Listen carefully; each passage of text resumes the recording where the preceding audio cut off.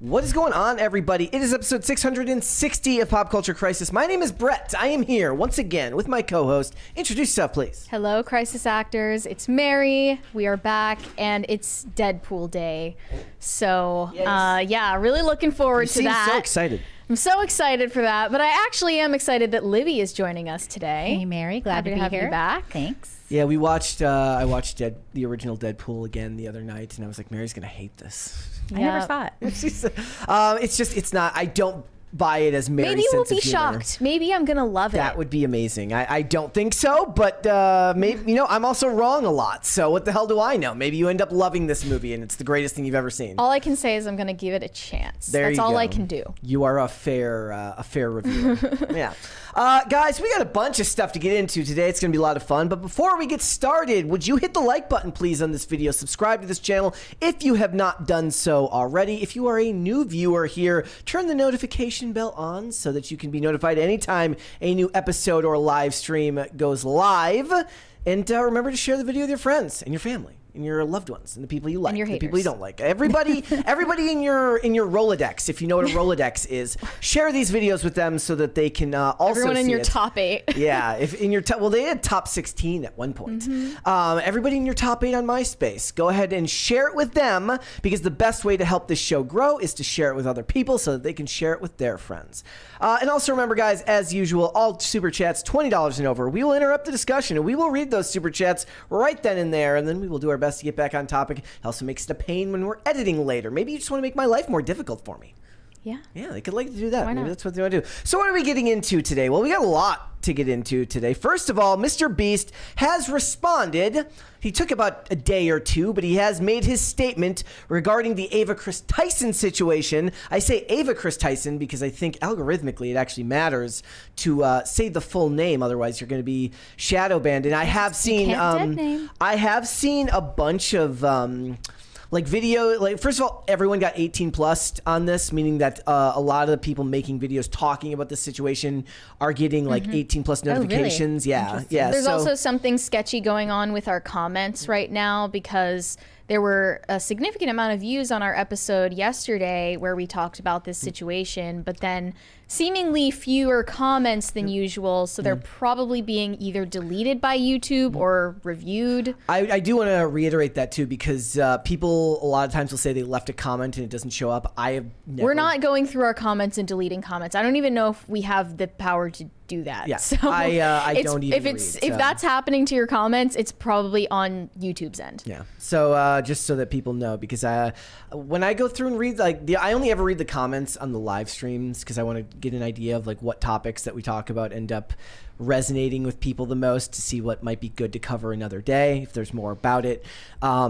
And I've never deleted a comment, but there's lots of times people will leave one and say I left a comment about this, it's not there anymore. I have no idea how that happens. So we're going to talk about that. We're also going to talk about Ballerina Farm, because apparently there's been a hit piece written about the ultimate trad wife. And it is a hit piece because Mary was narrating it basically back to me, and it's actually kind of hilarious how much the reporter will smile, greet you in your home, and then write just absolute garbage about you. So we're going to talk about that. We're also going to talk about celebrity families that are in fact being torn apart by things like politics and what Elon Musk terms the woke mind virus. As much as I hate that term so much. It's very dorky. But the point is, it's a mimetic shorthand. You understand what he means when he says it. So we're going to get into it because we got more than a few stories, all of which have come up here just in the last couple of days. But also we're going to talk about Sopranos actress Drea De Matteo, who is talked about how she has her son edit her OnlyFans pictures. He's 13, by the way. Yeah. I mean, that would be weird no matter how old he was, but it sounds illegal now. Yeah, I don't know. So we're going to talk about that. We got a bunch of other stuff to get into. If you ladies are ready, we can just go ahead and get started. Mary. Let's go. Libby. I'm all set. All right, let's go then. First things first, I do want to make a cool announcement here. So how long ago was it that we had Gothix and Graham on here? Was that a couple months ago? Don't ask me to have an accurate sense of time, but we had Gothix on the show last time to talk about her documentary, and we did a little bit of a review and interview about it. It was definitely a good watch, worth a watch for any of you guys. Yep. And they just got it on Amazon Prime after a long struggle of submitting it. Yeah, they said 4 months they've been waiting for this to get the approval for this thing to go up. And the thing is apparently it's going to be free to watch on Friday. Yeah. That's what she says here. So let's listen to what she said. She made a post about this. Here we go. In case you haven't heard, the Gothix Documentary is officially live on Amazon Prime Video. And to celebrate this, we're going to let you guys watch the entire film for free on my YouTube channel at 8:30 p.m. Eastern Standard Time this Friday only. After that, you need to go to Amazon to either buy or rent the film. Can I just say, it took us a couple of months to actually get this film approved to be on Amazon, and we logged in this week and we just saw it randomly uploaded. So they like never give you the money for it then. They just put it up there and keep the money. We are just so excited for more people to actually watch this thing. And, you know, I truly believe that it has the potential to change a lot of hearts and minds, especially with how divided people are with politics and all this culture war garbage. I really believe that it's going to resonate with a lot of people. So if you are interested in watching the Gothix Documentary for free, make sure you tune in to my YouTube channel this Friday night at 8:30 p.m. Eastern Standard Time. And if you know someone that you think would benefit from watching it, make sure you share this video with them, retweet this video, help us get the word out.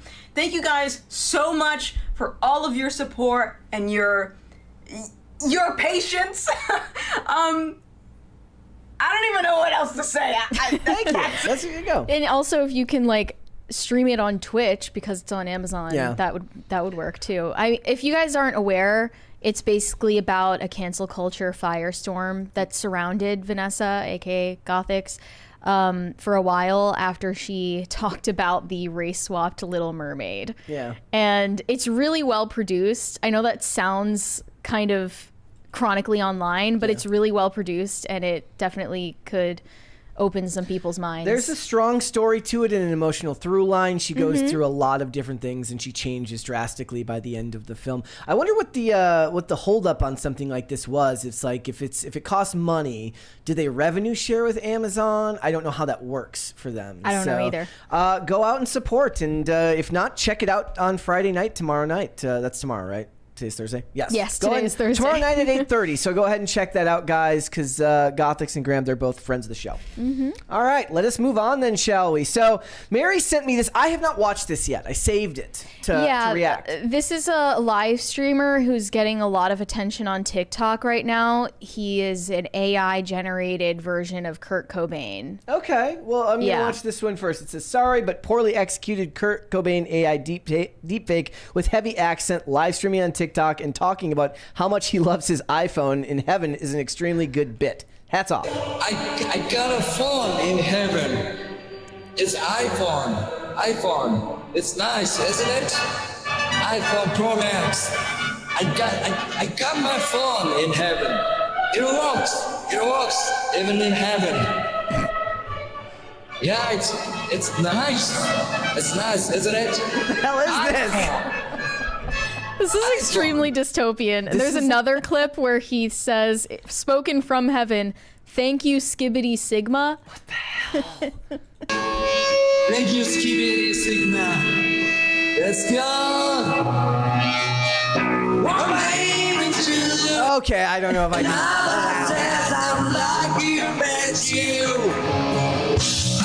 can. Okay. He's doing live concerts as deepfake Kurt Cobain. I don't want like the grunge era to be brought into modern. You don't think so? No, genuinely, it's almost too innocent for it. Yes. Kurt Cobain is like rolling in his grave, knowing that there's a deep fake of him on TikTok Live. Like I don't feel good about this. I don't want grunge to enter the modern era. Really, I would rather it stay where it was. That's not what this is. Not because of the music, but just because modernity ruins everything. Who's watching this? Yeah. Gen Z. Yes, exactly. They don't really care about Nirvana. Well, it's like when the girl wearing the Nirvana shirt, and you're like, you got that at Target. You don't actually. only like thing they know Nirvana. about Nirvana is that they have a shirt from Target that has the logo on it. They think it's the name of the company. Yeah, exactly. Nirvana. Yeah, that's about right. That's like I got my Atari shirt at Target, and I feel very cheap about it. But I had an Atari. So. You know who else like does great branding is NASA sells shirts at like Target. and Those stuff. are really good. Like those do good numbers. Like NASA totally rehabbed their image with They do have a great logo. It is good. their stuff's all over like Target and Walmart. So you go into like the city and there's just random people wearing NASA. It's like, oh really? Name 3 astronauts. Like, you know, it's like the band thing. Name 5 songs. Oh yeah, name 5 NASA chiefs of staff. Like I don't know. Like, do they actually like space travel? Do they actually care? I have no idea. I just know that NASA has done a great job of reviving their image. They have a better logo than Tesla. Apparently, that movie that just came out, what was it? To the moon, like Shoot Me to the Moon, or what's that one called? The one with Channing Tatum. Oh, what is it again? Fly Me to the Moon. Fly Me to the Moon. The movie. It's like a rom-com about faking the moon landing. Apparently, it's good. I wanted to see it. I had several people. Well, we went to Twisters last week, so Yeah. we didn't have time how to was go see it? Did you like it? I loved it. I great. loved it. It's my favorite movie of the year. It was by far. fine. I mean, it was. There's nothing. I can't really say anything negative about it. And sometimes that's all the praise you're gonna get. Yeah. Yeah, there you go. All right. I got a funny story for everyone. So me and Mary have talked on the show a lot of times. Like, everybody loves Keanu Reeves. Mary's ambivalent about Keanu Reeves. But most people... I love Keanu Reeves. You love Keanu Reeves? Yeah. Most people love Keanu Reeves. He's extremely inoffensive, and people just adore the guy. They asked him a question about the red pill allegory to politics in an interview, and his response was really, really funny because I think he just wanted to not offend anyone, and what came out was not exactly the most coherent statement, but let's see if we can read through this. Like, me reading the statement will sound like what I sound like most days anyways. Keanu Reeves was asked in this interview by The Guardian what he thinks about the idea of people using red pills as a political and cultural metaphor for accepting unwanted or difficult truths. And he said, it doesn't sound that great to me, but I don't know. It's art, right? So I don't know. I mean, it's like, yeah, I guess people, take it and run with it. ... He didn't know what else to say. Like, I mean, it's a trap question. It's a trap question. It's a trap How do you feel about the fact that JD Vance said red pill the other week? Like, I don't know. We always talk about dishonest journalists and interviewing these celebrities, trying to corner them into making some kind of political statement. I think what they were hoping for is for him to condemn all uses of the red pill phrase by right-wingers. But I'm glad that he didn't allow them to corner him like that. As ineloquent as it was the best you're going to get in that situation, because I wonder if that even happens to him very often. Like, I imagine that you'd think he would get that question more regularly, given the politicized nature of the media and that term. Well, he's not just the Matrix guy. Like, he's made a name for himself outside of that. Yeah. So I understand why it doesn't come up all that often.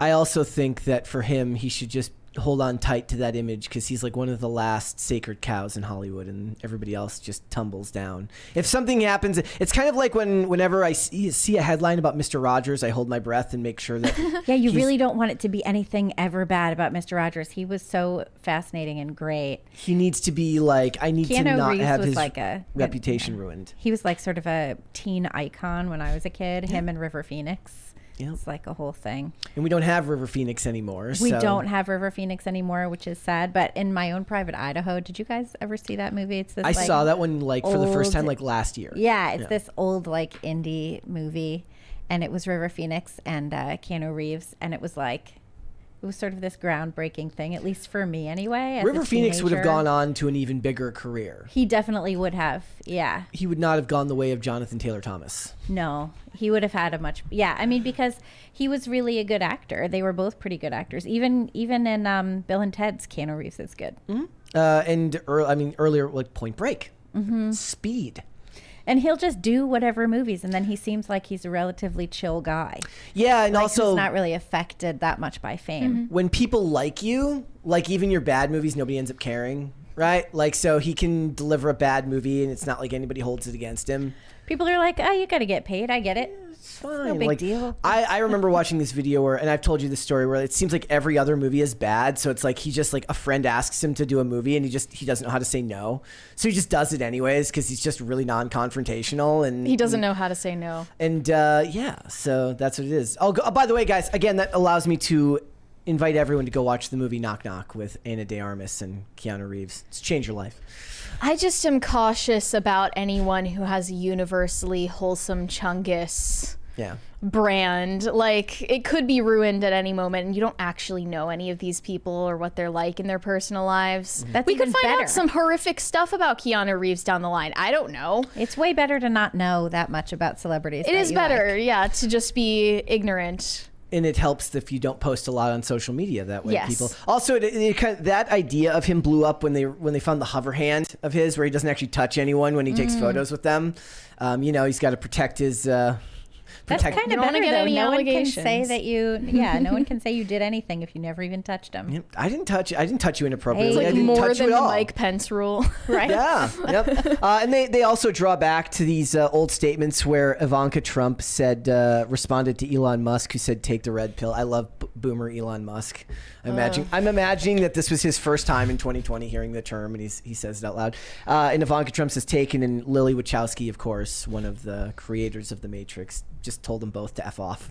They don't like that the art they've tried to change the meaning of the movie The Matrix to be a trans allegory, which is just rewriting history and making it far more specific than the esoteric idea that it represented beforehand, Sure. because they can't stand, much like the creators of The Boys, they can't stand the idea of their art being interpreted in a way that they don't enjoy. When in a way, you should take it as a compliment if your art takes off and becomes a concept of its own, a cultural phenomenon in and of its own right. Like, that's something that you should be happy about. But Like, if you they're watch, clearly deranged. if you watch this movie and then you remember that there were movies like Dark City, which had a very similar look to it, or even Blade, which had a very similar look to it, albeit based on a comic book character, The Matrix is far and away the most influential of these films as far as society goes. So it does speak to how deep of a meaning it has to a lot of people in the public. Though I took your recommendation on Dark City, by the way. Didn't like it. Didn't like it? Didn't like it. Wasn't my thing. What didn't you like? Just too dour? I don't know. I don't know what it was. It's been a long time. I don't have an eloquent way of explaining why I don't like something. It might be one of those things where it's like I remember it more fondly. Maybe. Like I saw it when I was younger, and I think I've only maybe seen it one other time since. I remember it being one of those things where after I saw, because I think it came out the year before The Matrix, and then but I didn't see it till a couple years later, and a lot of people were like, "Oh, it's a Matrix ripoff," not realizing that I think if I remember correctly, it came out before the year before. I never saw right? Dark City. I never saw The Matrix either. Oh, you I should know. watch the original and none of I the know. others. Oh, The Matrix? I Yes. know. It's been on my list Yeah. since it came out. I just never saw it. It also might be one of those things that's hard now because the term red pill has been co-opted so heavily into modern culture that it might not carry the same weight that it did when you watched it at the time, because it's going to take you out of the moment and Right. put you right in the current year. Well, also the whole trans allegory thing. I know one of the Wachowskis came out and said that watching porn is what directly led to their transition. Wasn't that Okay, in then. 2019, I think? Could absolutely be true, but I have that video somewhere. That's this was their quote. incredibly easy to believe. It is sort of, it's kind of not hard to believe. Yeah. Yeah. Here was a quote they had about it. It said, weird. This is the article talking about it. It says, now that the movie is being retconned as a trans allegory in progressive Hollywood, an interpretation fully embraced by Lily Wachowski, who along with fellow director sibling Lana Wachowski, has since transitioned from male to female, formerly named Andy Wachowski. And Andy Wachowski, they said Andy and Andy Wachowski. I'm assuming that they got that wrong. It says, weird how it would be a trans allegory when it was created by two men who wouldn't go on to have sexual reassignment surgery to transition to female for another 13 years after The Matrix debuted in cinemas. This was the quote. And so all of the things that are in it are super duper trans. The idea of transformation, even the whole "my name is Neo, Mr. Anderson," the idea of claiming identity is undeniable. It's undeniable. Yeah, with all the decisions we made with that film, there's just this burbling swirling transness simmering below everything, Wachowski now claims. So when I look back at the way that we cast those two parts, I can see how obvious it is that they're one part in a lot of ways, that they're two sides of the same coin. It's not like these were conscious decisions, but more like we were finding our way instinctively as these two closeted trans women. So they're doing the thing where you look back on something and you reevaluate it with current lens and claim that it was there all along. Yeah, that's lame. That's very People enjoy that's your very movie therapist without speak. forcing your ideology on them, please. It's very therapy speak to do that way, right? Like you go to see a Hollywood therapist and like, oh, you were just finding your way to this answer. This was you. It was all in your along. subconscious. The whole time. Remember, guys, at one point Will Smith was going to be cast as Neo. How different the world would be right now if, time traveler steps on a rock or steps on a stick and Will Smith is Neo. Yeah. All right, let us move on then, shall we? Here we go.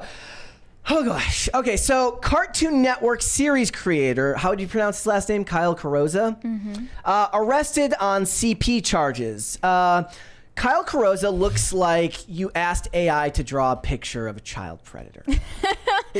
He really does. Like, if you had a comical idea in a non-comical situation of what an absolutely, predatory human being might look like, it's a picture of this. Like, obviously the subject matter, incredibly dark, but when I saw the images of the person in question, it's just so absurd that you have to laugh. It's proof, of course, that physiognomy is extremely real, and sometimes you should judge a book by its cover.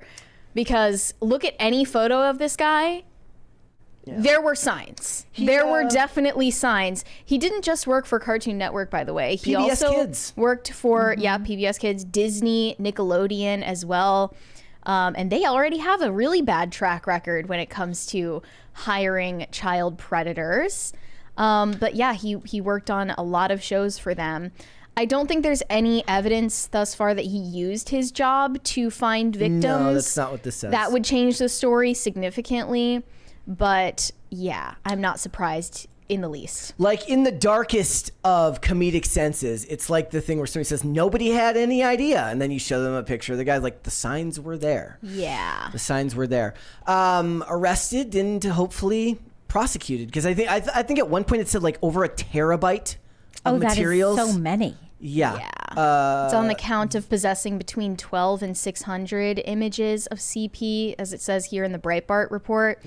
The suspect worked on SpongeBob, as well as Adventure Time, Animaniacs. Oh, my goodness. Doc McStuffins, Fish Hooks, Fanboy and Chum Chum, Danger Rangers, and Teen Titans Go, Fairly Odd Parents. These are so many. A lot of them. I'm not even listing all of them, but I still think you should be able to enjoy any of those shows without thinking about this man's ugly face. 16 terabytes, they're saying. It's got to be more than 600 images then.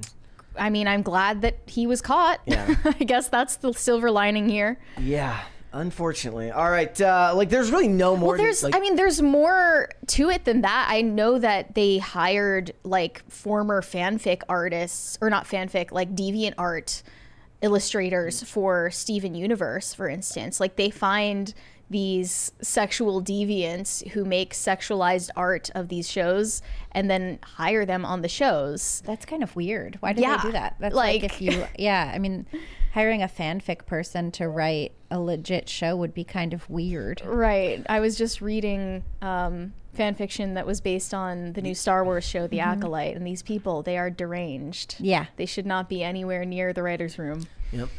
All right. It turns out they're already in it. Yeah, unfortunately, yes. Let's move on to slightly more positive news. Breaking news, Disney's motion to dismiss Gina Carano's lawsuit has been denied. Now, we talked about this a couple of weeks ago, and I thought this had already happened. Yeah, so we were confused. We thought that the motion for Disney to dismiss Gina's lawsuit was already dismissed by the judge, So but they apparently filed not. the motion in April and went before a judge in the middle of June, and the judge just now got around to ruling that the lawsuit will go forward. According to the judge, Disney has failed to set forth impenetrable defense under the First Amendment, and they've denied the motion to dismiss. And Gina posted about this saying, I am moved to tears after 3.5 years.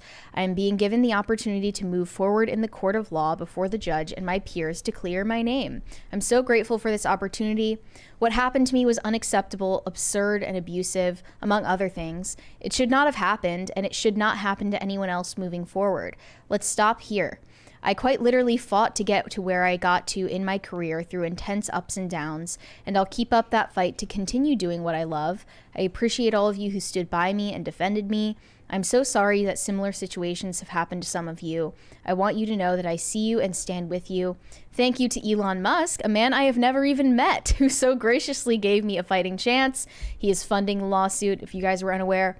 Thank you for standing for justice for all of humanity. May God bless you and your family for years to come, because he has chosen you for such a time as this. Below is an interview I did with Ben Shapiro 3.5 years ago at my lowest point.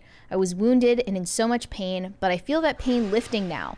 I pray for justice to shine through in this case. It's been one heck of a life. I am looking forward to getting back to the art of storytelling and doing my part to help heal the world.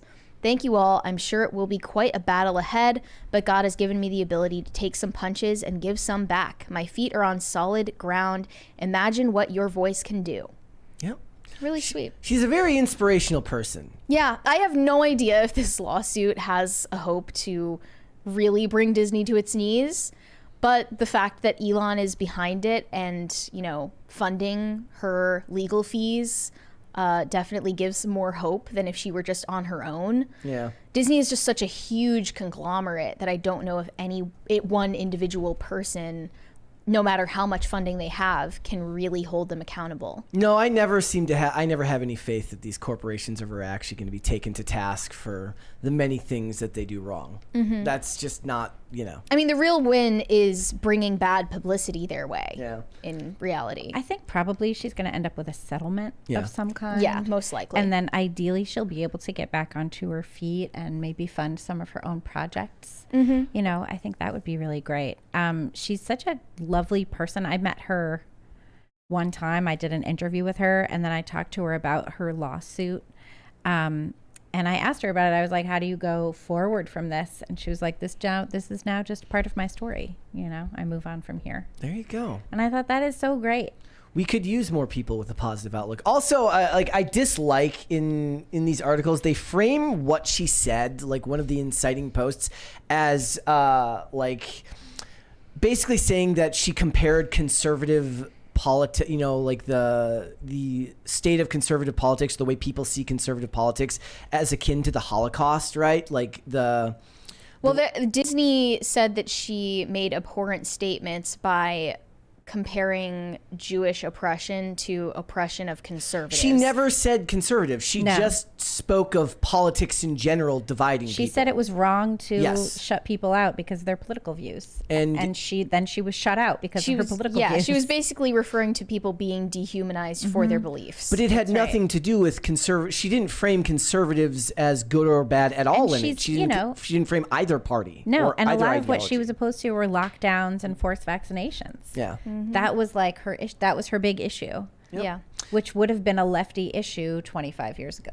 Yes. She's also not, from what I can tell, like some kind of hardline far-right conservative. Mm-hmm. Even if she were, she wouldn't deserve what happened to her, but that's just not accurate. Correct.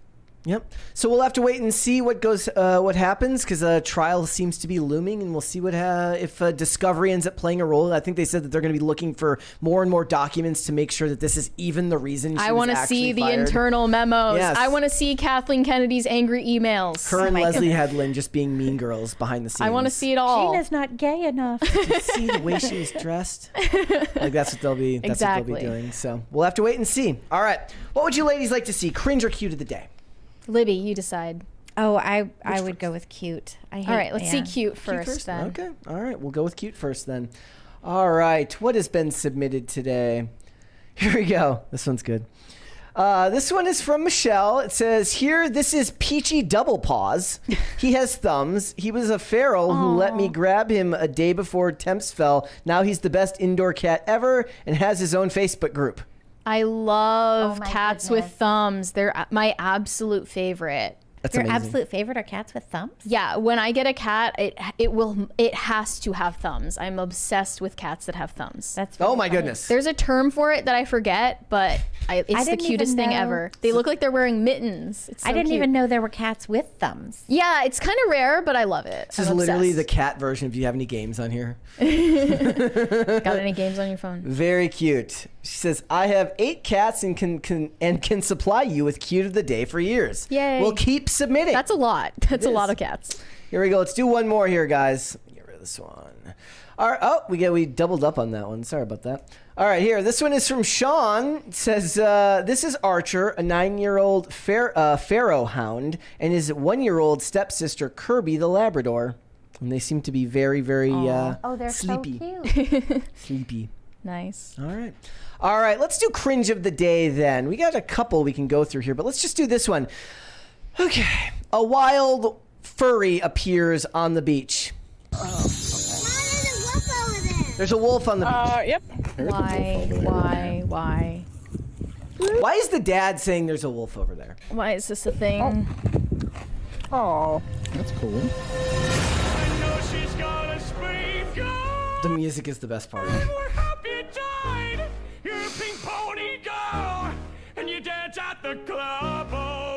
I have to ask, does anybody have jobs anymore? Shouldn't No. people be working? Nobody has jobs anymore. Like, is this just in between Uber Eats deliveries or what? The gig economy is what's causing this. I'm sure of it. I don't understand why people just allow this to happen. Like, if this were happening, like if I were a parent, like around in public and this were happening in front of my kids, I would just go, like, no pun intended, I would go feral. Well, the thing is, like, I mean, when you have kids, they want to dress up as stuff like superheroes and Not like things like this. that. But, like, you know, it's one thing to play, but I wouldn't say. I mean, you know, This is a full-grown adult wearing a butt plug. A very good point. Somebody goes, it could be No. the weekend. Yes, it could have happened on the weekend, is I that suppose. not a child? No, What is that looks that? like a grown-ass man over there. Is it? I thought Yeah. it was like a 10-year-old. No, I don't think so. There's a big difference between a child dressing up and an adult dressing up. Yeah, I can't tell what that is. That's Is that that's a grown-up? yeah, that definitely. If I had to Whatever. guess, The point it's, being, It's very creepy cringy, adult. Very cringy. That would be weird, wouldn't it? If you'd walked around and like you saw people I would chase him out of there. dressed like that, chase them off the beach. Yeah, I would chase him off the beach. You're not Doesn't allowed to be on belong the there. beach. Wow. Coco the werewolf. All right, let's go that. ahead and move on then, shall we? Yeah. We did the cute first, so no palate cleanser today. Time to just jump right into it.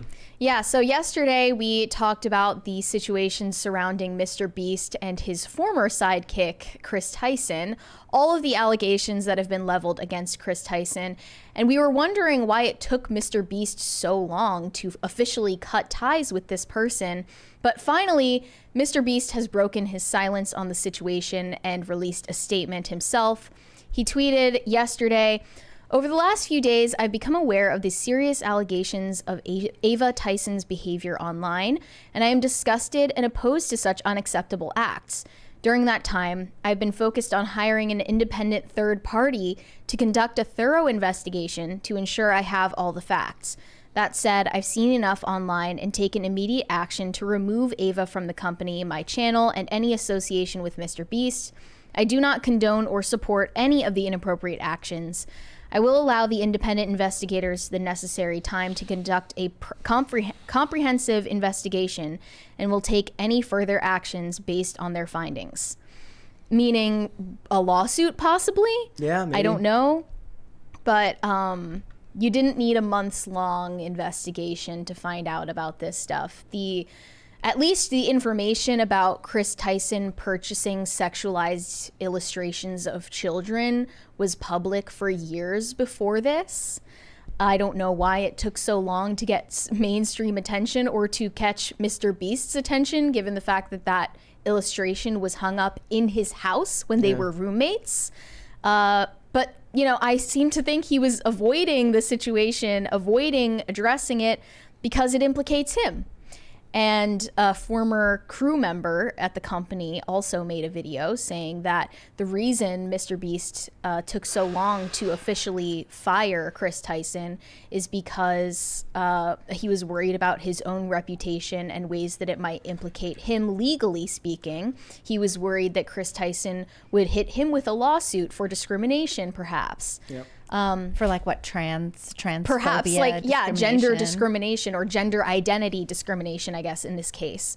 And I wouldn't put it past Kris Tyson to go down that avenue. But Lava, that's the screen name of the individual who was the alleged victim of Kris Tyson's grooming allegations, responded to MrBeast and said, "I commend MrBeast for taking this situation seriously and hiring an investigator while also taking appropriate actions of cutting ties with Ava. While the allegations involving my name aren't true, I feel there is still a lot of other allegations that deserve to be investigated thoroughly." A lot of people would dispute that claim because they believe that as Lava was under 18 when all of this happened. Not just under 18, but a literal middle schooler. Yes. Like that as somebody supposedly like 13 13. years So old. as somebody who wasn't an adult, you can't consent one way or the other. So it doesn't matter whether you think it's real or not. Right. And it's not normal for a 20-year-old to just be casually friends with a 13-year-old, regardless of what you're talking about privately or publicly. It's one thing if it's like your cousin and you're hanging out and you're like an older figure in your cousin's life, but it's weird to just randomly befriend a 13-year-old if you're a grown man in your 20s. That's just bizarre. And then there's the added layer where there's I hate this term because it's misused so much, but there is a power imbalance between the two of them, given that Kris Tyson had a public presence and was famous and connected to this guy's, idol at the time. So there was that added layer of toxicity as well. But then an additional person has come out to accuse Kris Tyson as well, saying that Kris Tyson preyed on him when he was 15 years old in the same Discord server. Drama Alert posted the video. You want to take a look at that? Kris Tyson from MrBeast used me, manipulated me, and did very inappropriate things with me while I was about 15 years old. I was actually friends with Lava GS at the time, who is the main victim of Kris that everyone has been talking about these last few days, who claims he isn't a victim, but we all know he is, and we all know he probably got paid off. Not only that, but he's also under an NDA from when he worked for MrBeast Gaming for 2 years, and he tried to get me to join MrBeast Gaming himself, Lava. He's the one who actually sent me the contract and tried to get me to sign the NDA, at which point I ended our friendship because I knew they were just trying to silence me. Me and him were both initially involved in running Kris's Discord server, helping him set up his Twitch streams and moderating them. Nate's calling me. Hey, what's up? You're on stream. You just leaked your address. Please end your stream. As well as other technical back-end things that he needed help with. This Discord server that we were a part of had about 10 people in it, most of whom were minors. I'm not sure how they got in there, other than me and Lava. He won a giveaway and Kris invited him after that, and Kris invited me after I saw one of his tweets asking for help setting up a Garry's server for the 10 million subscriber MrBeast video. This turned into us having lots of private conversations with Kris and playing video games with him for hours on end. Not only did we do a lot of unpaid work for him that he promised he would pay us for, he would also frequently bring up sexual topics that was definitely not appropriate to bring up around 15, 16-year-olds, especially with him being like, I don't know, 20, 21 years old. He would even go as far as linking me several different porn and hentai videos throughout the time of me talking with him. Not only that, but he had an NSFW bot in his Discord server before he made it public. So when it was just a private server, his little circle of minors. And he would use this NSFW bot to spam different corn images, alongside all these 15-year-olds. He would also frequently call me dad and daddy, as well as the others, which I guess we all kind of just took as a joke at the time. You have to think this is someone who we looked up to at the time, we idolized, we thought was the coolest person in the world, so they couldn't really do any wrong in our eyes. But looking back, I was definitely uncomfortable at being called daddy by a 20-year-old, and even just thinking about it now, it's just uncomfortable. This server later went public and became his official Discord server, but before it did, he had me and Lava spend multiple days scrubbing this Discord server clean of all of the N-words he had sent in it, as well as his friends, as well as deleting the NSFW channels and making sure no one could see that he was spamming corn to minors. This story is so much bigger and runs so much deeper than any of you really realize, so if you want to hear more and you want a part 2, let me know. Yeah, so that guy's name is Nathan. I had no idea that he was involved, but I have no idea why Lava, we don't know his real name, but Lava continues trying to sort of soften the blow on Kris Tyson, make it seem like he is not being credibly accused. We don't know all the details, obviously. Probably he thought that they were friends. Probably in his like 13-year-old mind, this was an older person that he looked up to. He probably saw him as some kind of mentor, you know, as horribly sick and twisted as that is. There was right, Lava's and now response that there. now that Lava is an adult, he continues trying to help Kris Tyson's public image, even though he does seem to be a victim in this situation. So he posted this in response to Nathan trying to discredit some of the things he said in this video. He said, "Yes, I know him. A lot of statements he made in that video about me are completely untrue. I was friends with him. We played games together and worked on the Discord. He was later removed from the Discord because of how unstable he was. He would lash out and verbally attack other members of the team. I never sent him any contract, and I have not been under NDA since 2022.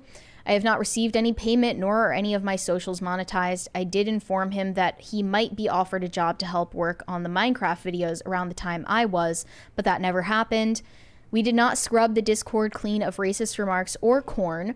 We did convert the Discord from a private one to public in a day after it had been made public. This involves setting up mod bots and channel permissions. We also had never done unpaid work. At no point was there any agreement that we would be paid for anything we worked on. Nathan has since deleted his Discord messages between me and him. He also deleted his original Discord account. Nathan was more involved with Jake the Viking. Here is a video with Nathan in it and being tagged as the editor." So he didn't really refute the most sickening claims made in that video, which are that Kris Tyson was sending links to porn videos to minors. Yeah, he didn't refute that. He didn't refute the most serious claims that Nathan made in that video. And I saw some of the screenshots between Lava and Kris Tyson's public communication on Twitter, where Lava was making jokes, possibly jokes, about Kris Tyson's hentai addiction. Yeah.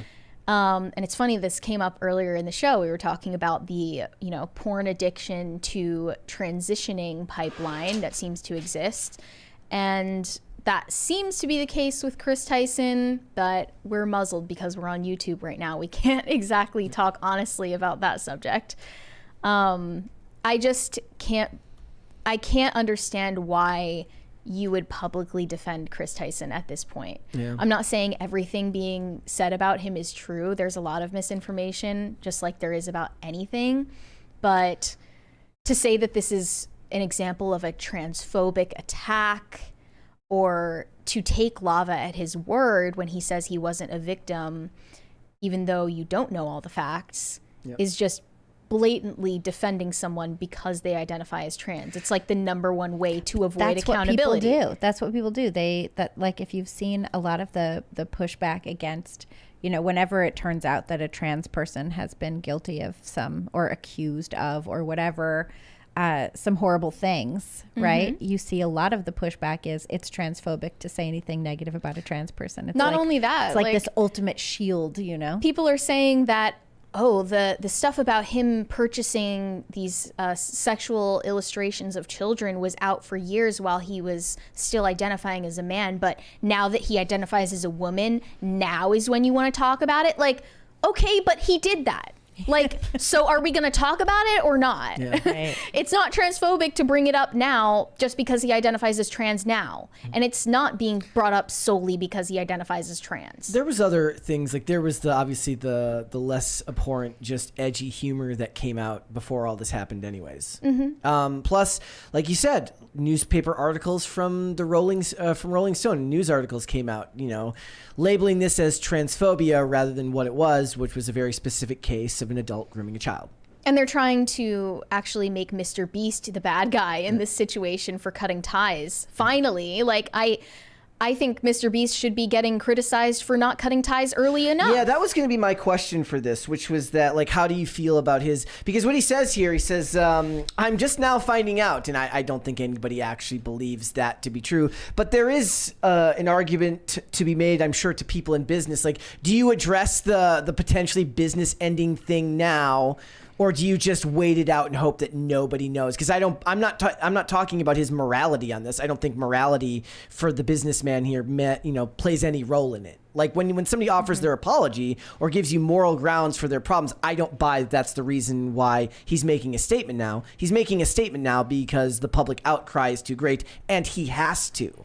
But this is what happens, right? Like, as a business owner, he's deciding, like, look, all this stuff happened, and I'm gonna just wait to bring it up because maybe it just never comes out. Yeah. I don't know what the right answer is from a PR perspective. Like, obviously, like, Mr. do you get out in Beast- front of it and talk about it yourself, or do you wait for the media to catch on? And that's what happened. It does seem like MrBeast just wanted to be really as far removed from the whole, Ava Kris Tyson thing as possible. Like, going back to when he came out as trans and, like, well, he had that statement recently. His family broke up and all of that stuff, and he was just like, "Oh, this person is on the show anyway." Yeah. He just, like, didn't want to be involved in it. But just recently, the pictures of Kris Tyson's son wearing the heels resurfaced again, Right. and it became a thing again. And he made a statement about that, where I think that was actually in this tweet here when they were talking about it, and they do address it, that he did a lot of times he would probably just ignore it, but he didn't just ignore it. He actually made a statement on it. So Kris Tyson did? no, MrBeast. Remember, he said Made a statement on the high heels thing? he said he's not my nightmare. He's remember that? Right. MrBeast defended Kris Tyson up until the very moment where it became disadvantageous to do so. Correct. Which makes him seem two-faced. A little opportunistic. Yeah, opportunistic, focused mainly on his public image and not about the well-being of his audience, which everyone knows is majority made up of children and teenagers. I mean, this is kind of the truth. He just happens to be the face of a very large corporation, but this is true of most businesses, right? They're not concerned with safety or morality. They're concerned with continuing to grow their business. Now, for most people, that's okay. But when it involves children and when it involves cases like this, especially for companies that are geared towards children, the same thing is true of Disney. When people criticize, these types of things happening at Disney or any other corporation, that people hold that to a different standard than they do if it's just typical corporate backlash for any other reason. If you're willing to criticize Disney for the same reasons, you should be willing to criticize MrBeast for the same reason. Even though he's an individual, he has a huge company he's making millions upon millions of dollars doing what he does. He should be held accountable. And I think that, this is probably a reason why a lot of people keep work and family separate. Yeah, absolutely. He decided to hire his personal friends. He was friends with Kris Tyson since they were kids and decided to stick with him, even though he was doing all of this sketchy stuff. And if those you're friends since since you're loyalties. kids, you know what your weird sketchy literally- friends are doing when you're Right, kids, yeah. Was this a year ago? The MrBeast statement?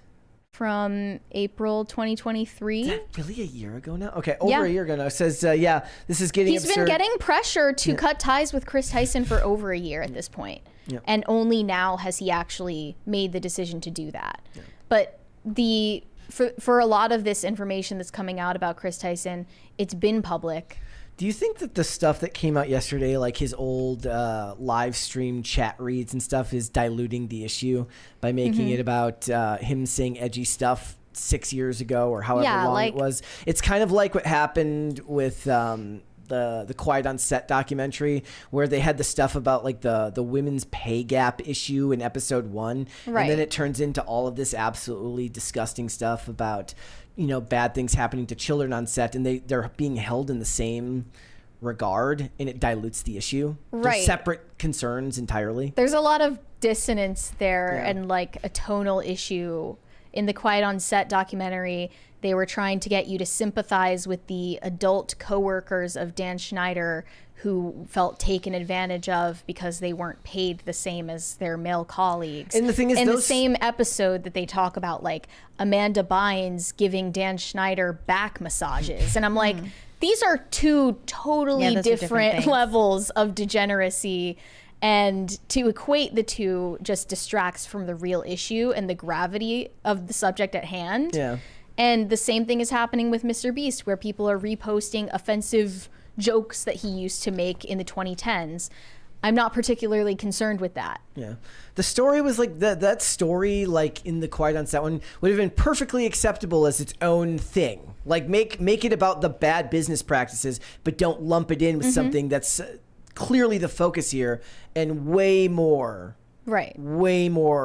awful. Right, exactly. Like, even the fact that Nate mentioned in that video, oh, we did work for his Twitch channel that we weren't paid for.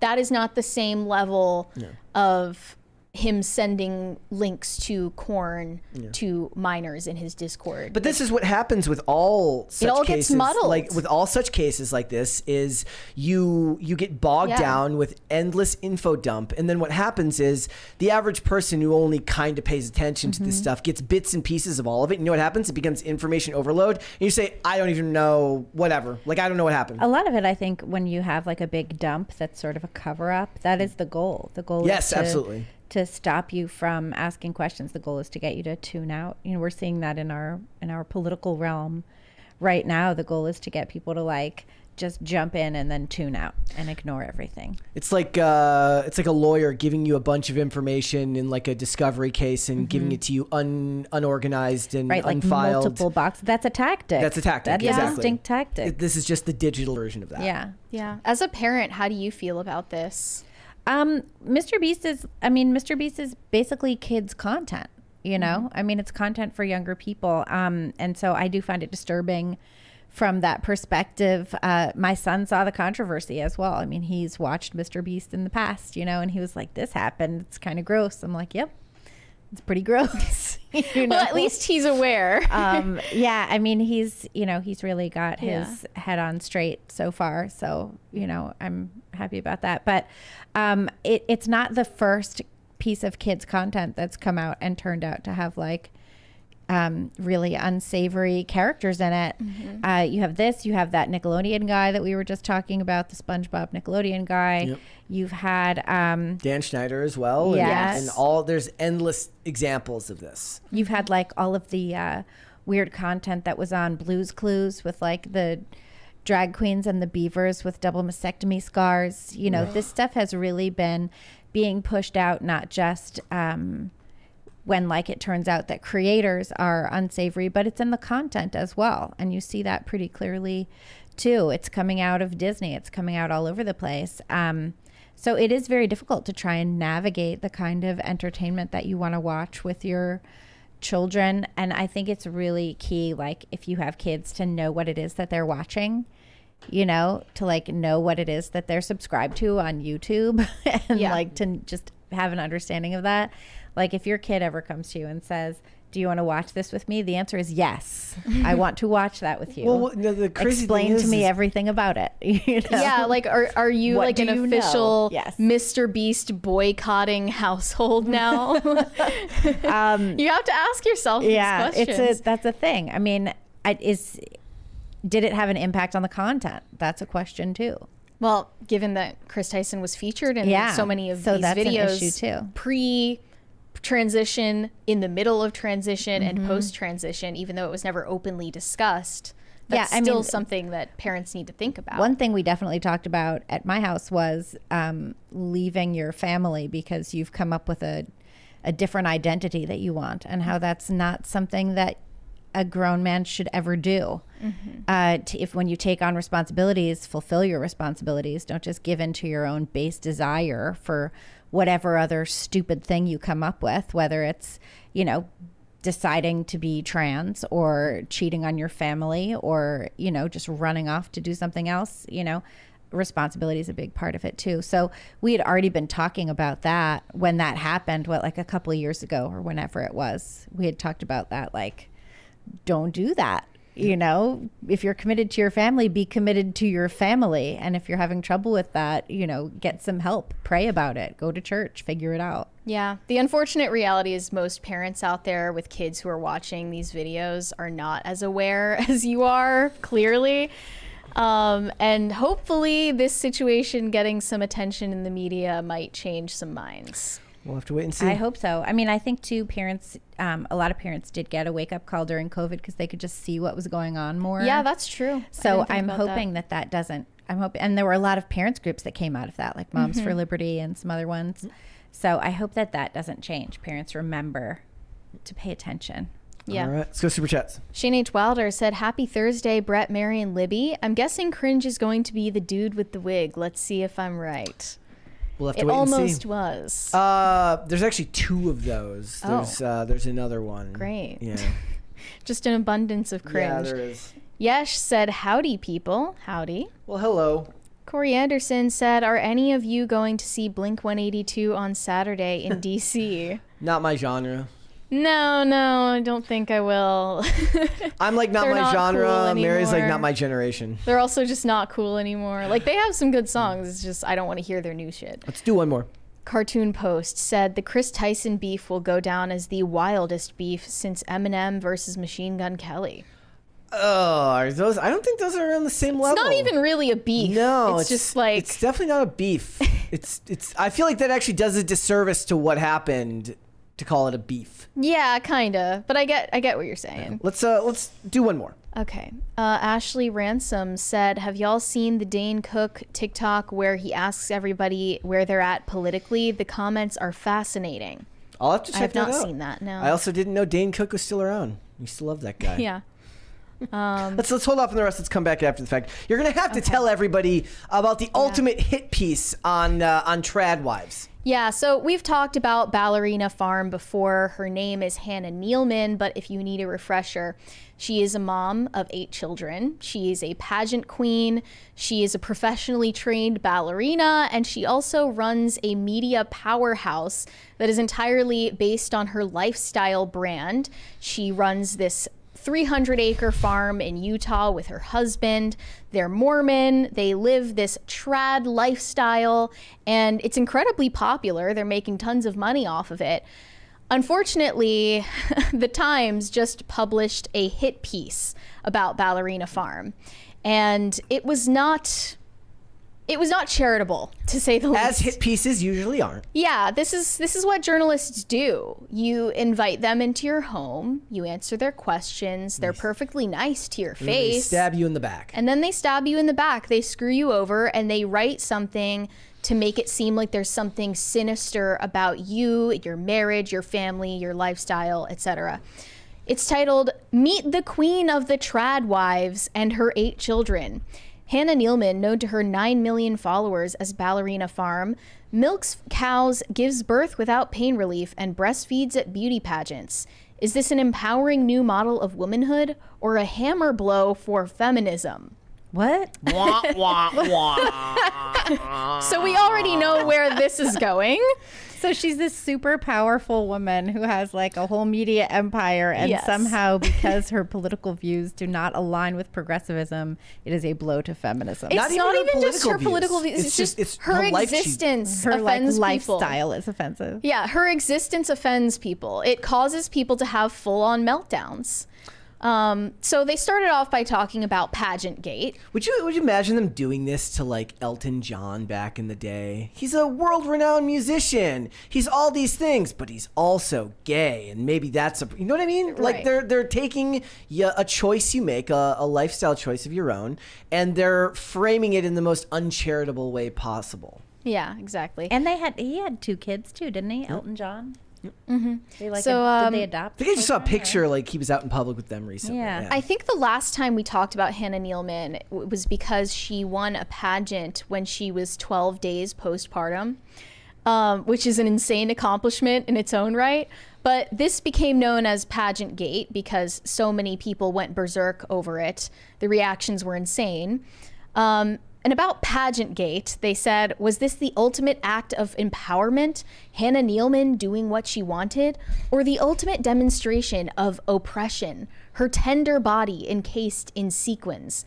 Hannah, whether she liked it or not, was declared a leader of a new and controversial group on the internet, the Trad Wives. Nealman is the most well-known trad wife, despite having never attached herself to the movement or even used the term. So they asked Hannah Nealman how she feels about being attached to this trad wife phenomenon, and she noted that her husband Daniel replied to the question first. Of course, because he's oppressing her by speaking for her. Yes, Mary. exactly. He said, "We were already together doing what we were doing, and then trad wife came along. We can't help it. This is what we are. If we're trad dad, trad wife, so be it." And Hannah said, "I don't necessarily identify with it because we're traditional in the sense that it's a man and a woman, we have children, but I do feel like we're paving a lot of paths that haven't been paved before. So for me to have the label of a traditional woman, I don't know if I identify with that." I mean, it is hard to call it traditional when she's part of a family that's worth hundreds of millions of dollars. So there's a gap there. Exactly, but the Yeah, that makes labels are sense. all coming from people who are observing it from the outside. Yeah. She never, emblazoned her own brand with trad lifestyle. She's just her. There's a fetishistic nature around the term now. Yeah, Around the exactly. trad- But that's the not trad her thing. fault, No. They noted this is the biggest paradox. Selling the life of a stay-at-home mother, Hannah Nealman and other trad wives have created high-earning jobs. They're being paid to act out a fantasy. It is her real life, so I wouldn't call it a fantasy. There's a but- 20 there real quick. Award-winning blank said Tradwife is viewed as something deserving of an award rather than what has always existed in human history. It's not award-worthy. I would know. It's also because it's the exception now and not the rule because everybody has to work now. So the idea of the traditional wife is not what it used to be. No, that's true. I mean, so many wives or, dads or whatever, everybody works from home. Yep. So it's like you can try and raise your kids at the same time. I think what happens too is everything gets a little bit of a short shrift when you're trying to do all the things at the exact same time. I was just thinking how tough it would be to be one of the kids in this family to try and live up to these expectations, of being 12 days postpartum and suddenly you're able to wear skin tight jeans. Yep. My goodness. Yeah, I mean, she's setting a high Crazy. standard, which Very high standards. it's going to make people angry. Yeah, I because mean, they'll they've got assume that antique you're- wooden counters stacked with Le Creuset Yeah. pans and mismatched pottery. All that stuff is really expensive. I recently was Well, looking yeah. at a Very Creuset pan that I specifically- wanted, and I was like, I've literally wanted this pan for 15 We years. should I haven't bought provide it. some context here. They are billionaires. Right. So Hannah Nealman, she also comes from a big Mormon family, as does her husband, but her husband is a trust fund baby, essentially. His dad created airline businesses. He is inheriting the JetBlue fortune. He is a billionaire. So that should be mentioned. They have this lifestyle because it is made possible by this massive fortune, and they have tons of full-time staff to keep it running. They sell products. It's not just a self-sufficient homestead in the middle of nowhere where they aren't associating with the public. This is what Because they Mary do would want to be for a living. nowhere near there if it was just a homestead. Well, I was reliably told on Twitter it's the other day. it's aspirational for some people. Okay, and that's why it makes people so angry. Yeah. But yeah, they went further, asking if the husband is the head of their household. And Daniel, her husband, said, no, we're co-CEOs. Hannah agreed with that statement. They're not exactly the 1950s ideal housewife lifestyle where the husband comes home and beats his wife for burning dinner. That's not really what we're talking about here. This is a whole different breed. Also, they said they're CEOs of their family. And yes, in the family. That's so gross. It's a very Mormon. I don't like it. It's a very Mormon situation that we're looking at. It should be noted that they're Mormon because Nara Smith is another example of this. She makes all of these videos where she makes chewing gum from scratch and least she's all got of a these sense of absurd humor. things. She's also Mormon, and her husband is this supermodel, Lucky Blue Smith, and they live this very idyllic lifestyle that makes everyone lose their minds. You should share a couple more of the more condescending editorializations from the reporter. So the reporter also asked Hannah Nealman if she identifies as a feminist. And she responded, "There are so many different ways you could take that word. I don't even know what feminism means anymore." She feels as though she has become politicized by other people. Quote, "We try so hard to be neutral and be ourselves, and people put a label on everything. This is just our normal life." I think it's kind of disingenuous to say that your life is normal, but I get what she's trying to say. She's saying it's our normal life. This is our life. It's relative. Yes. It's normal to Exactly. me. It doesn't mean it's going to be normal to you. Yes. Your decision to editorialize and label my life has nothing to do with me. But what the reporter was trying to get to is an admission that Hannah Nealman lives this stay-at-home mom lifestyle because her husband has forced her into it. That's what they wanted out of this piece. Because what they'd rather you do is give your kids to the state for 8 to 10 hours a day, even though you can afford to pay for the best childcare. They're actually offended by the idea that you would want to be home with your kids. Well, they also framed the trad wife phenomenon as a pushback to the fourth wave feminist girl boss movement. They admitted that has its own pitfalls, but some women like Hannah Nealman find a way to perfectly blend the two in a way that they're happy with. It's Sex in the City feminism versus versus Utah mountain acreage life. So the reporter says, "When we get a moment alone, I ask her if this was what she always wanted." Even just the idea of framing it as when I got a moment alone is supposed to denote the idea that she had to wait for the husband to be out of the room to ask the question because he's somehow lording over her. Right. So her husband is tending to the animals. The reporter asks her, "Was this what she always wanted?" And she said, "No, my goal was New York City. I left home at 17 and I was so excited to get there. I loved that energy and I was going to be a ballerina. I was a good ballerina, but I knew that when I started to have kids, my life would start to look different."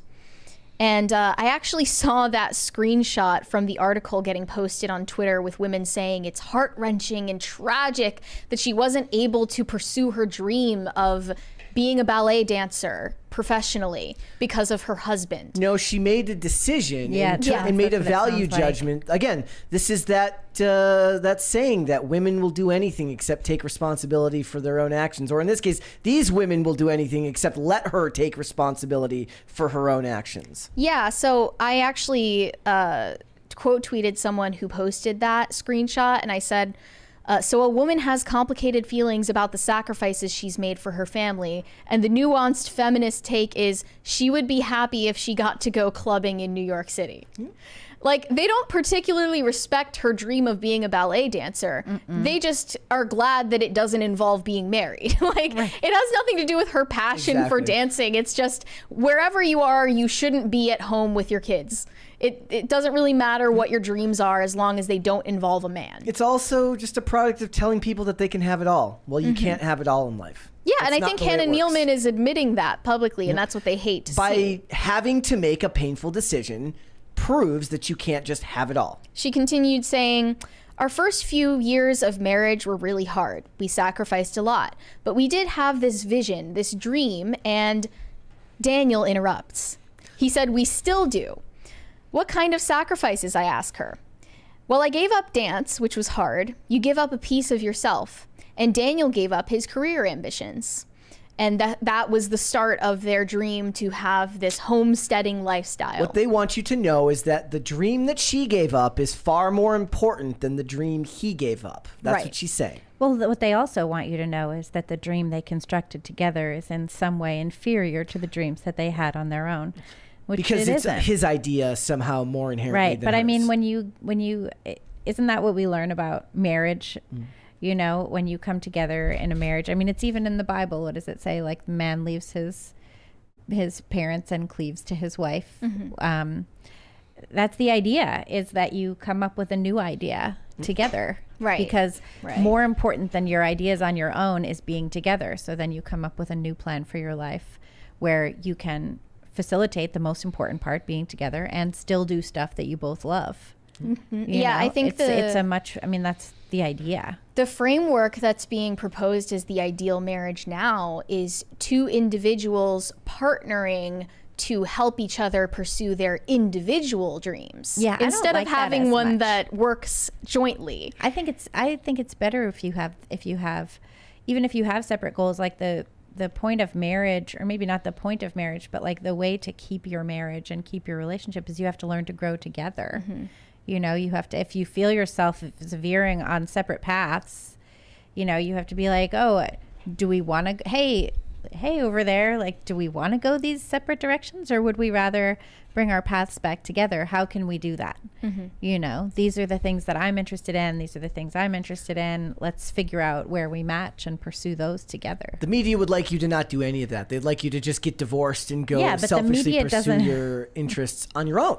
The media Yeah. doesn't want you to be happy. I'm sure if Hannah Nealman divorced her husband and then wrote a memoir about how he made her into a trad wife slave, that would sell like gangbusters. Sure, but and that's she'd not do like an OnlyFans trad wife Yeah. thing. They do want you to be happy on, you know, antidepressants, living in the city by yourself. Right, and because if you're too happy, you're not going to read media. You're not going to tune in Right. as much. Countless times in this article, the journalist Megan Agnew basically portrays Hannah's husband as monopolizing her time, keeping her from conducting the interview on her own, and ultimately erasing her individuality as a person.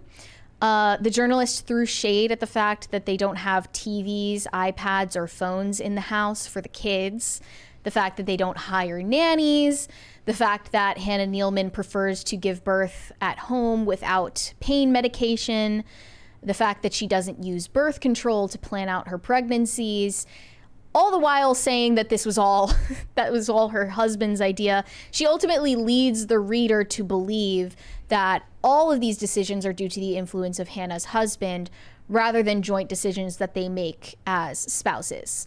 And toward the end of the article, the journalist writes, "I can't get an answer out of Hannah Nealman without her being corrected, interrupted, or answered for by either her husband or a child. Usually I'm doing battle with Hollywood publicists. Today I am up against an army of toddlers who all want their mom and a husband who thinks he knows better." That was how they ended the article. And now people are posting this as evidence of what they wanted to know all along about Ballerina Farm. That in reality, this isn't the dreamy, idyllic lifestyle that you see on Instagram. It's actually a tragedy where she has been turned into a robot slave who acquiesces to her husband's will in all things, and that all of this was his ideal life. This was all his goal, and it had nothing to do with her, and that she's been reduced down to nothing. That's what they wanted out of this, and that's what they got. Yeah, unfortunately, she probably doesn't know the extent of just how corrupt and biased the media is. So she was probably blindsided by this. Yeah, agreeing to do this interview in the first place was a mistake on her part because she probably had nothing but positive interactions with the journalist. Oh, I'd love to meet you and Yeah. meet your family. Until the article Your comes husband out. sounds so great. You find out what their true intentions were all along, and it was fully a hit piece. And it's very dishonest. I mean, people interrupt each other. You can write and editorialize to, you know, characterize anything you want, really. Also, isn't it kind of amazing, though? She did perform as a ballerina. There's like photos in this article where she's performing in China, and she got to get married and fall in love, and she gets to be a mom. Like, that's pretty cool. I mean, you know, you can have it all. You just can't have it all at once. Why can you have it all at once? Right. You can't be a ballerina and nurse your children at the exact same moment. You know, you're going to have to, and she got to do everything. There were some weird things that were mentioned in the article, like her husband said that sometimes Hannah gets so exhausted from living this life that she has to be bedridden for a week at a time. That doesn't seem normal. No. Maybe that would call for, you know, hiring some help for childcare. But, you know, other than that, a lot of this was extrapolating a message that a lot of people wanted to hear, which is, you know, I feel jealous of this person for the money they have, for the beauty she has, and all of her accomplishments. and I want to take them down a peg. That's what a lot of people wanted to hear about her. Reinforces their worldview. Exactly. Yeah.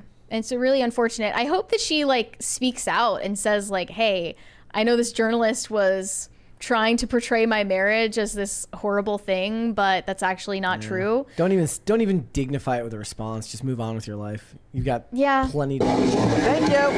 Thank you guys. If only we could get her to do a ballerina dance while the song is playing.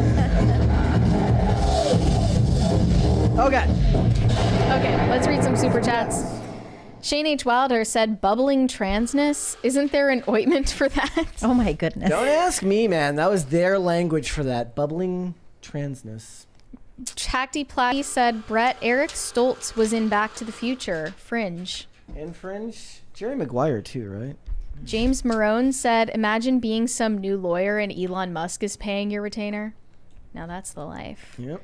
Shane H. Wilder said, welp, I was wrong. Can someone call animal control? Yeah, I don't think someone you can call do Christy that. Gnome on the furry. Yeah, well, it was a wolf, not a...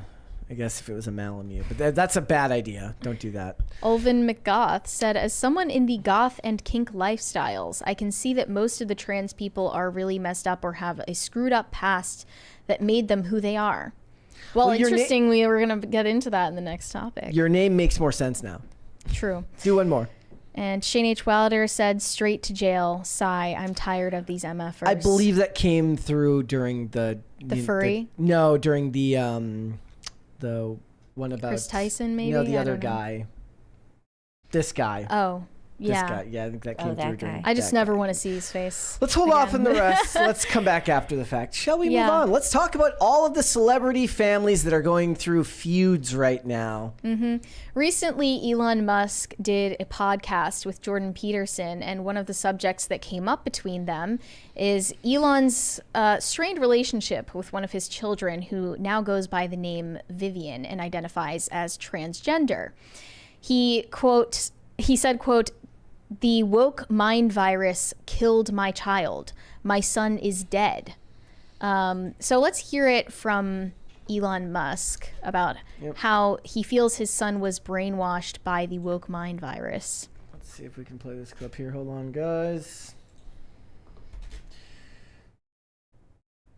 I was essentially tricked into signing documents for one of my older boys, Xavier. This was before I had really any understanding of what was going on, and we had COVID going on, and so there was a lot of confusion. I was told, Xavier might commit suicide if he. That was a lie right from the outset. Incredibly evil. And I agree with you that people that have been promoting this should go to prison. It wasn't explained to me that puberty blockers are actually just sterilization drugs.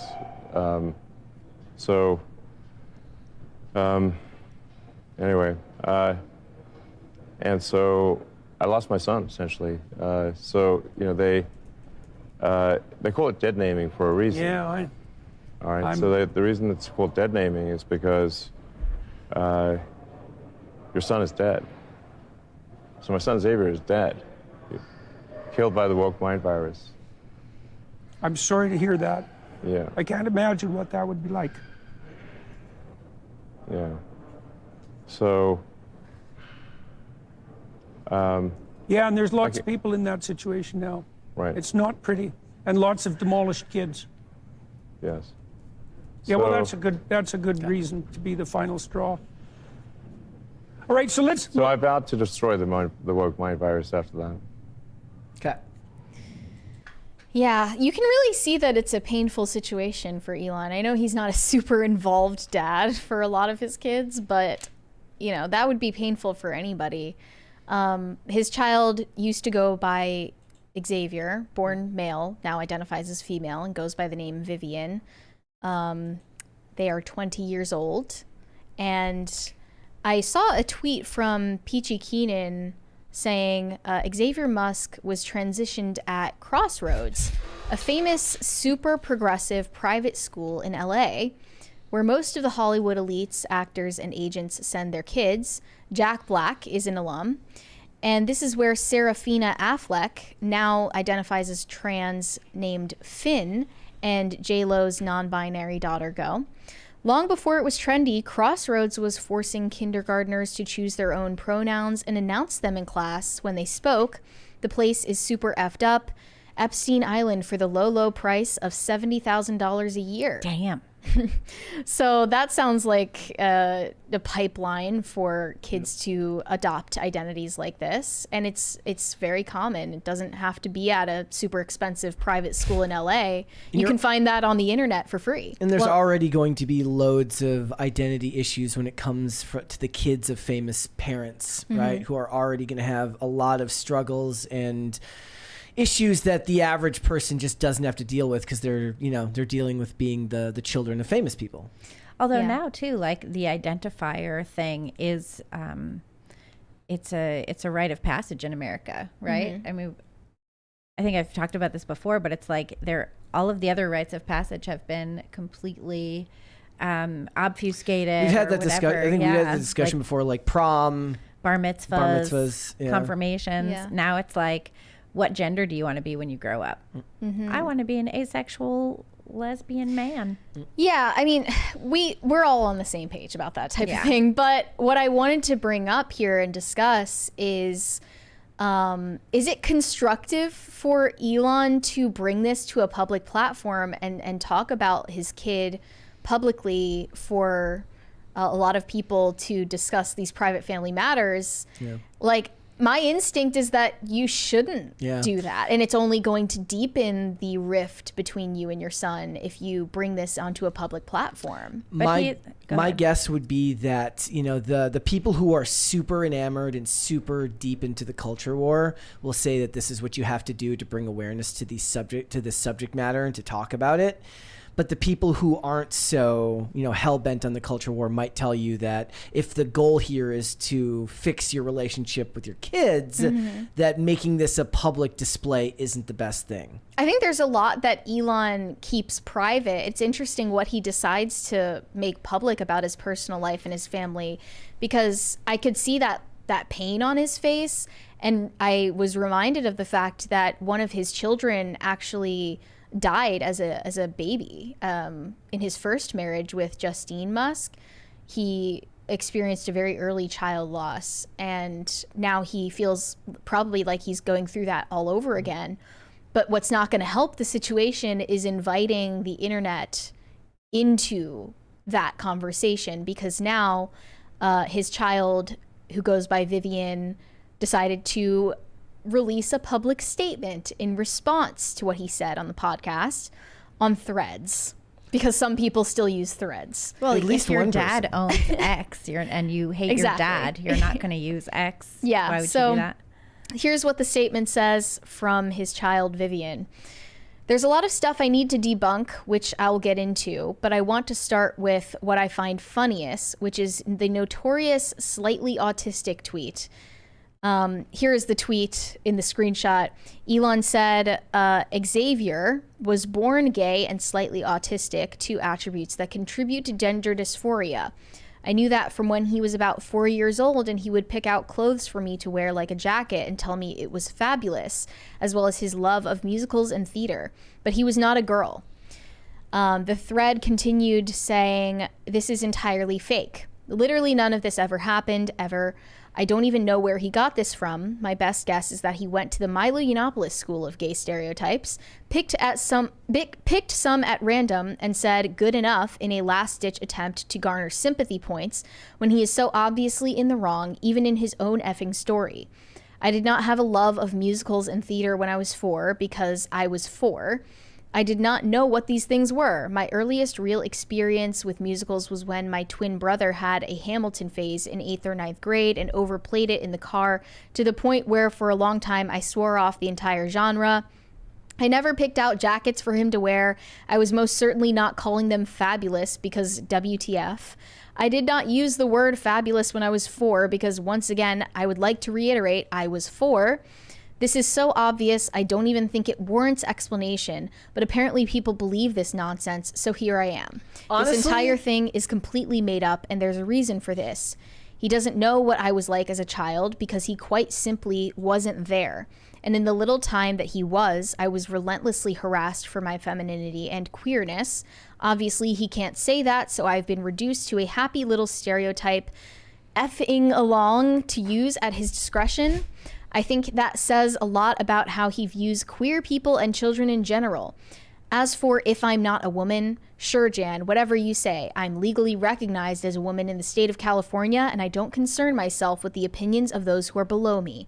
Obviously, Elon can't say the same because in a ketamine-fueled haze, he's desperate for attention and validation from an army of degenerate red-pilled incels and pick-me's who are quick to give it to him. So go touch some effing grass. I was with them in the first 2 paragraphs. It did sound a bit ridiculous to me. Sounds cartoonish. It did, but then in the second 2 paragraphs lost me. I fully believe that Elon simply wasn't present as a father, because how can you father upwards of 20 children and actually be present for them while running several multi-billion dollar companies? I don't believe that for a second. And I think that, if anything, could have been a catalyst for a child's confusion about their identity, is not having a present father figure. I also don't know if I don't know if I think Elon cares about anyone being gay. I just don't. Well, he's a lib. He obviously is fine with that. Yes. He thought that his kid was born gay and that his kid got confused and ended up identifying as trans by mistake. It's also very telling that they look to the authorization of the state to tell you what you are. I'm a woman because the state of California says so. But again, I mean, we're all on the same page about that. I just think this statement would have never come out if Elon never publicized this information. Correct. If Elon never brought up his kid identifying this way for the internet to have it as, a topic about the woke mind virus. That kind of takes the soul out of it. And now this is a running theme that it seems like conversations about wokeness are tearing families apart who are in the public eye to begin with. Which already comes with a lot of pressure. This is not just tearing apart families in the public eye. This is tearing apart families all over the place. Mm-hmm. Families that aren't in the public eye. I've talked to a lot of parents who don't ever want to go public because they're trying desperately to hold their families together, trying to hold on to their kids who are captured by this trans cult. Parents in Brooklyn, parents in California, those are the big places I've talked to parents about this. And I think that, it's certainly possible that Elon Musk will further the rift between himself and this child, although it certainly seems like it is a rather deep rift that would be hard to heal. But I do think that to a certain extent, it does give voice to some of those parents who are feeling so alone, who are having such a difficult time. Who don't know where to go. I mean, you have your kid starts to come out as trans, let's say, maybe they have this pronoun thing in preschool, maybe they watch Blue's Clues, whatever it is, you think everything's kind of normal, and then this starts to happen. You can't go to the school because the school will say, you're a bigot and we're going to call Child Protective Services to take your children away, which has happened and continues to happen a fair bit. You can't go to mental health professionals because they'll do exactly the same thing. If you're not a church-going person, which we know religious affiliation and church-going is definitely in decline, you don't have that option. Mm-hmm. How are you supposed to do anything? There's groups like forming still, trying to let parents know that there's other options. There's been sort of an underground network of therapists who do not gender affirm, and the words come out that way, like groups of therapists who are like, don't tell anybody, but I can actually help your kid, and I won't believe their lies about their gender. So I think to a certain extent it's helpful, even if it's not helpful for Musk's family. My grandfather had a child who they ended up estranged when the child was a teenager. And he tried to heal that rift until he died, and it never came back together. So there is no guarantee that Musk and his child will ever be reunited under any circumstances. You know what I mean? Yeah, and living in hope is painful. Because of everything like you just said, coming up to the surface, I'm sure Elon feels like he has good reasons for bringing this up on that podcast and in tweets, but and maybe he does. Maybe he does have good reasons. I think the outcome, though, is not going to be constructive for him personally. They're saying that his son brought it up first.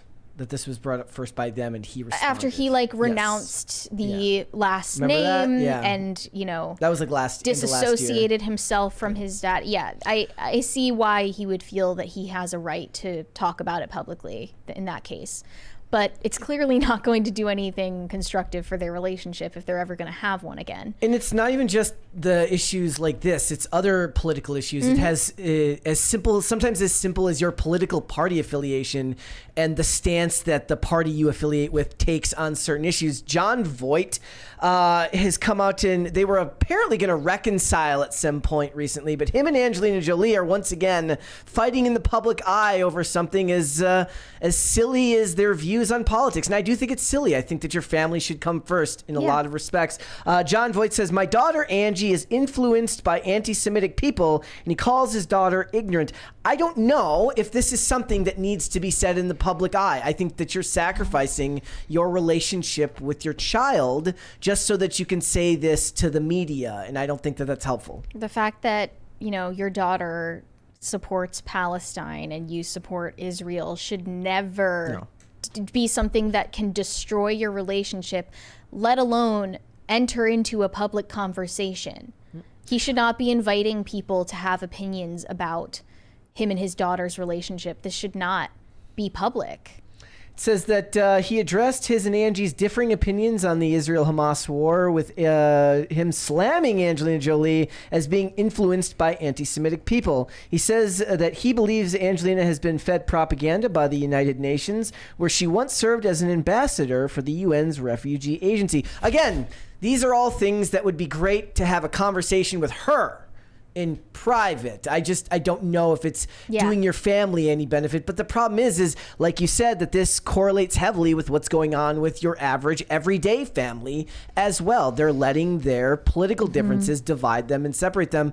Now for the celebrity families, it's even worse, because then you take a hardline stance on something like this in the public, it's probably even harder to then, you know, soften your opinion and change, not necessarily change it, but just agree to disagree. Right? Like, you can do that in private, but once you make this a very public showing, then people are going to be like, well, why are you associating with this person? You said that, how is she supposed to be like, oh, I want to go see my dad. I love my dad. Well, you can't go do that. He supports Israel. He could be like, I want to go see my daughter. And they're like, no, you can't do that. She supports Palestine. And all of it is just a recipe for disaster where families are concerned. Well, it was a couple of years ago, wasn't it, in 2016, that the resist to Trump was so extreme that you had a lot of people saying, cut off your family if they support Trump, divorce your husband. That was a huge part of it. Trump, cut off your friends if they support Trump. And that has morphed into every aspect, you know, of... that has morphed into every aspect of family life. Bring it up at Thanksgiving. Talk to your racist uncle. And it's like, I don't even have a racist uncle. Like, what are you talking about? It's ridiculous. Another example of this that came up recently was Roseanne Barr, because she, in a recent interview, talked about family members cutting her off due to their political differences. She said, they're my kids. I still have Democrat kids. God help me. And my mom, too, is still a Democrat. We've got to convert them, Roseanne, said the host. She said, I've tried like hell. My brother, my gay sister, they're all, you know, I tried like hell, and now they don't even talk to me. I try to text them, and they don't take my texts. Whatever. Wasn't the Roseanne show pretty progressive for its time back in the day? I'm almost positive that it was. It was. It was. I never watched it, so I don't know. But it was, I mean, it was a show about a, you know, lower middle class family. Both parents have to work. That's not necessarily their ideal. They both have basically labor jobs. And for the most part, look, family's already complicated enough, and issues with your brothers, your sisters, your parents, and all that. There's a million things that can cause family rift, right? You just don't. This is just one that's needless. You don't need to have divisions with your family members over politics. If it's one-sided and they're refusing to talk to you because of your beliefs, that's one thing. For these celebrities, it's an entirely other thing to start feeding it as a product to the tabloid media. And this is also happening in the Cyrus family. Recently, an audio was leaked, presumably by Billy Ray Cyrus's now estranged wife, Fire Rose, where he calls his daughter Miley the devil and a skank.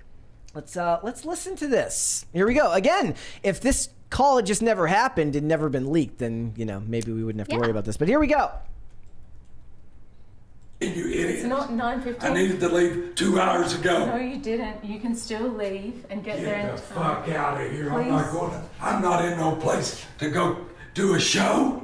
I had to go when I was ready to go. He sounds like Batman. Please stop screaming at me. You would have just left it the fuck I'm alone. sorry. I shouldn't. If you would have left it alone when I told you it's done. Now I'm really fucking pissed. You once again showed me you will not listen. I don't know who the fuck you think you are, but you will not fucking listen. And this ain't about your bracket. This ain't about your surgery. This ain't about nothing. This is about you being a fucking selfish bitch. I don't think you're real smart. I've changed my damn mind on that shit. What you are is a selfish fucking bitch. No. I'll tell you what, that's what you are. You're a selfish ass fucking bitch. You cannot continue to walk all over me and think that I'm gonna go out in public with your dumb ass and fucking have you do this shit anywhere you want in front of whoever. Are you referring to you screaming at me right now? This would not be happening if you would have just shut your fucking mouth. Look what a fucking mess you've made. What a dumbass fucking thing to do. Now that's dumbass, because you have to know I will not tolerate that shit. You just fucked up. I thought you'd be happy. No, fuck you. Fuck you. There's two of You know these. better than that. There was two of In these. this, I believe it was in the second part of the second clip. one, That's really hard to listen to. He's talking to his wife. Yeah. In the second clip towards the end of this one not is when he 9:15. talks about Miley Yep. and his other kids as well. Yep. No. I thought you'd be happy. No, you. The other two children that were there was from a previous marriage before she met Billy Ray by two separate fathers. No, wait a minute, I said that wrong. Not a previous marriage. The other two children that were there, she was impregnated by two different men and had those two children before she met Billy Ray. Just think if it said that. The truth on, Noah, Brandy, Trace, and everyone knows Devil's a skank. Yeah, when he says everyone knows Devil is a skank, he's talking about his daughter, Miley Cyrus. I presume that clip was leaked by his estranged wife. Again, this never needed to be public information. Well, what we've learned He really is ought to blame himself. I mean, he's a nasty piece of work right there. Of course, yes. But again, it just never needed to be part of a public conversation. for celebrities though. In divorces, it's used as ammunition for divorce filings. Yeah, and aside from the politics too, it's just sad that this is happening all across the board, that people feel like they need to air their dirty laundry on social media, exposing their family members for committing cancelable offenses. Like I want Angelina Jolie and Jon Voight and Roseanne and her kids to go to Thanksgiving dinner together and eat bad turkey and enjoy the company and not let the political, like there's just so many things in the world that we disagree on. What I find is that the serious nature of politics is what gives people the feeling that they have a right to treat you awful. Like the same thing could be said of people who disagree about sports teams or various there's endless things in the world that we disagree on, but because we treat politics as if it's the be all end all of civilization and that you're operating in service of some type of presumed good for your side, despite the fact that pretty much all politicians are scumbags, it gives you right and want to be able to treat your family and other people like shit. Right. It does Jon not. Voight and Angelina Jolie both believe that the other one Correct. is on the wrong side of history and therefore is an enemy, a sworn enemy, and they can never repair their relationship because one of them is on the side of all that is good and holy, and the other one is completely, off the wall, indoctrinated in the other direction.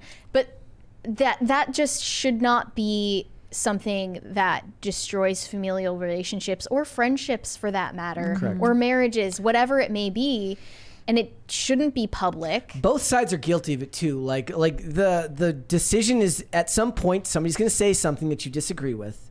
Yeah. You know that they're going to take it wrong if you try to talk to them about it, and you have to make a decision in that moment. Does your belief on some random political issue, does what you feel about Israel in Palestine matter more than that relationship with that friend? Yeah. Now, I understand that there is a strong argument to be made that if that person isn't willing to accept your political differences, then they were never a friend at all. Right? Yeah. That's fine. Family is different. Even from my perspective, like, my whole family is pretty much right wing, so we don't disagree on much. But even when the issues we agree on politically come up in conversation, it feels like we're not spending our time right. Exactly. It feels like we could be spending our time communing around something so much more meaningful, even if we're not disagreeing about stuff. I told you that any time that I end up having a discussion about politics with anyone, whether it's family, and me and my brother agree on most things, I still am like, we're better than this. We can talk about other things. Like, first of all, you're preaching to the choir most of the time. You're sending me stuff that I already know or agree with. And if I were to send you this, it's probably already something that you know or agree with. Let's talk about literally anything else. How are the kids? How is this and that? There's a million things that you could be talking about. The pattern of the clouds, like literally anything. My mom and I disagree on politics quite a bit, and she's sort of obsessed with politics. Oh boy. And she always wants to talk about politics, just always, always, always. And I'm always like, Mom, I do that for my job, but I am in my free time. Yeah. Can we talk about other things since this is my leisure time? Like, I don't want to talk about work during my leisure time. It makes me, I end up usually leaving those discussions with, it just feels gross. To me. It does. And I understand that that's not the truth of the matter for most people, and that they think of it as deeply important, but I think that's the trap. I think how deeply felt it is and how important you think these things are leads us to bad decisions when it comes to people that we're supposed to give a little bit of leeway and benefit of the doubt. And if they're not showing you the same grace, that's another discussion. Right. But I'm willing to show the Just grace. don't be part of the problem. Yeah. Like, I saw this tweet from this guy saying he was going to divorce his wife because she's a woke liberal.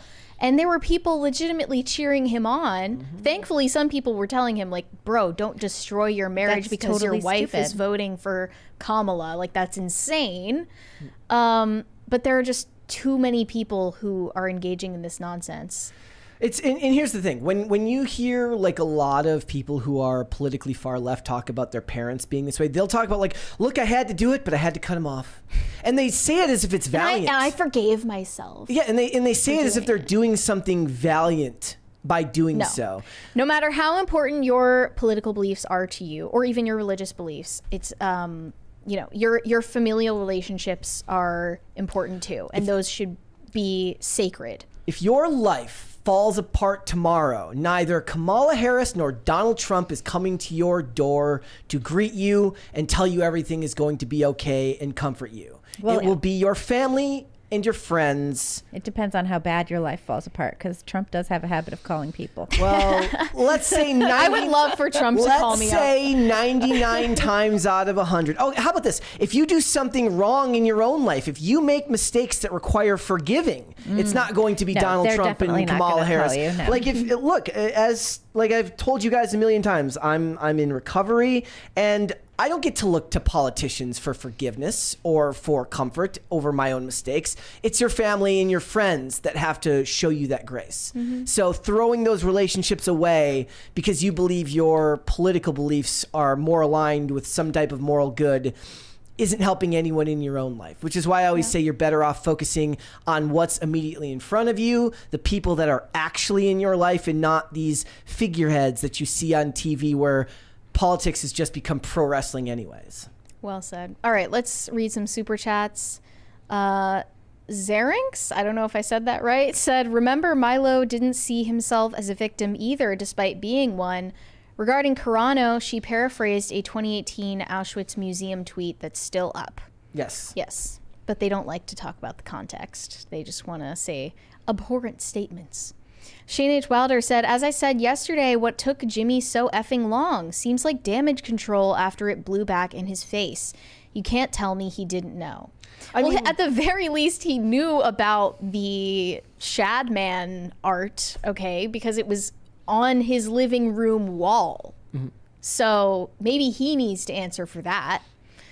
Corey Anderson said, have y'all thought about having one of the Gen A children of one of the Cast Castle denizens on PCC ask about their points of view on the culture? What? Like confused. Gen Alpha.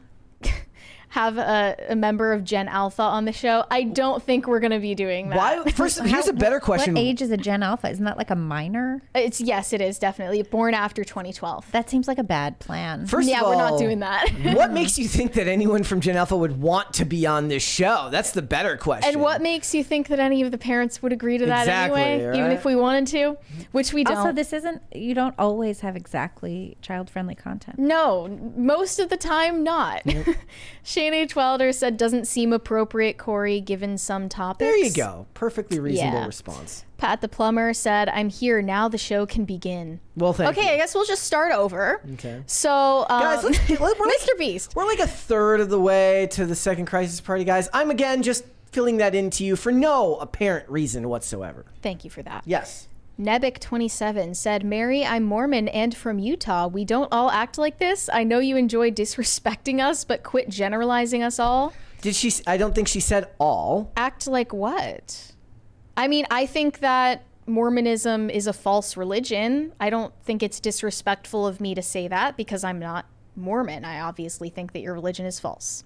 If you felt disrespected, I don't know what I said to communicate that. I mean, I thought all you said was that you acknowledged that she was that the family was Mormon. Yeah, yes, they are. And we weren't criticizing I've noticed that Mormon influencers tend to market themselves in a very specific way, and you can kind of tell before they even tell you that they're Mormon, that they're Mormon. The point of the whole topic is we were criticizing the way in which this reporter mischaracterized their family. Yeah, I think Hannah Nealman is great. So let's speaking of topics that are completely irresponsible for children to be involved with. Yes, exactly. Sopranos actress Drea De Matteo recently did an interview on a podcast where the subject of her OnlyFans account came up. And she openly admitted that her 13-year-old son edits her OnlyFans photos. This was the face I made. The not safe for work ones? The ones where she is wearing little to no clothing? Yeah, she lets her 13-year-old son see those, not just see those, but also edit them for her male subscribers to jerk off to. That's something that she openly admitted and expected not to get an insane amount of backlash, which I'm glad to report that she did. So let's take a look at that video of her confessing this. I will give you a disclaimer. The male host on this podcast is intensely simping. Okay. Yeah. Here we go. Torch Queen. You're doing girl on girl collabs. Yes, because we are switching this pot up. Okay, let's get the blackjack in Alabama. My kids are out there. I'm sorry, guys. Yeah. I'm really sorry, but they know. They know who their Before mama you is. start, your son was outside saying he edits your OnlyFans photos. Oh yeah, he's like, so Yeah, what do you so- want me to do with the bikini line here? Yeah, so you don't have to apologize to them, I don't think. No, I love but they it. don't see the girl shots. But I do go over that with them before I ever put them out. I was like, are you okay with this? Because it's like, if I were to do it in a movie, because I would make out with girls in movies all day long before What I'd even make out with movies are boys. names but really I think the same Download way, for the plane? the same way that you tell to have these conversations with your kids, I think you need to call me before you do it. He is intensely simping. Yeah, not a good look for anyone involved. I don't know why they didn't call her out for how inappropriate that was in the moment, but she was taken aback by the response to this. And on her Instagram story, she, decided to give a retort back to the haters saying, for all of you haters out there saying CPS should be sent to my house because my 13-year-old son edited this photo for my OF page, y'all can eat each other alive with all your psycho, self-righteous hatred. So It's self-righteous hatred to say that 13-year-olds shouldn't be looking at pornographic photos of their own mothers. Just so we're clear, that's self-righteous hatred, according to her. I'm guessing that her retort would be that a bikini photo isn't pornographic. In fact, I think that Drea De Matteo is self-righteous about what she does for a living, given that she was extremely offended by Timothy Poole calling her a hooker. She was extremely offended at having any association with the sex work industry, given that she is a digital a digital prostitute, not a streetwalker. But she, prides herself on the fact that she uses her OnlyFans page to put food on the table for her children. So essentially, it's a good thing. It's a good thing for her children that she is selling photos of her body online. Wouldn't she be able to just hire somebody to do that? Yes. Yes, she would. Like a photo editor? Easily. Like literally one of millions that exist. Or she could do it herself. Yeah. You could get any adult in the world to do it. But no, she thinks that this is appropriate for her son to do. And this would be creepy regardless of her son's age. I don't care if he's 23 or 13. This is extremely weird and incestuous. Mm-hmm. The fact that he's 13 obviously just makes it all the much worse. I find it weird that he wants to do that. That seems pretty weird too. We talked about another one of these do that? OF models. I don't like calling them models because you're not modeling anything if you're naked.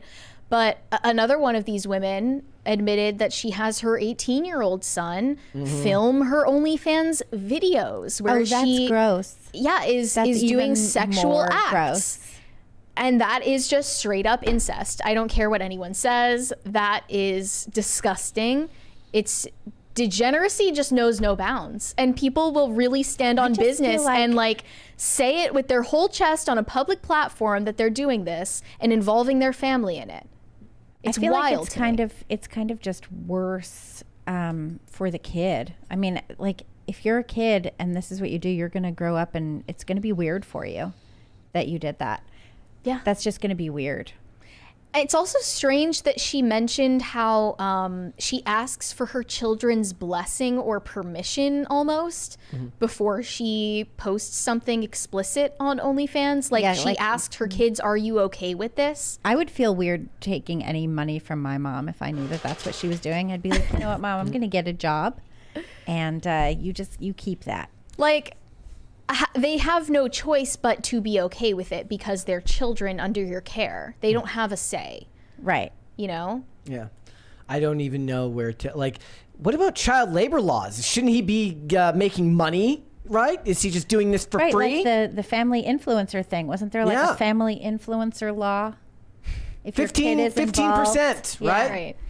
Another thing she said in a previous interview is, when people make nasty comments about why I've done this, my response is, damn straight, I hope you're never in the effing position I'm in. I take care of an entire family and a lot of other people who depend on me. So she's saying she basically had no other choice but to do OnlyFans to provide for her children.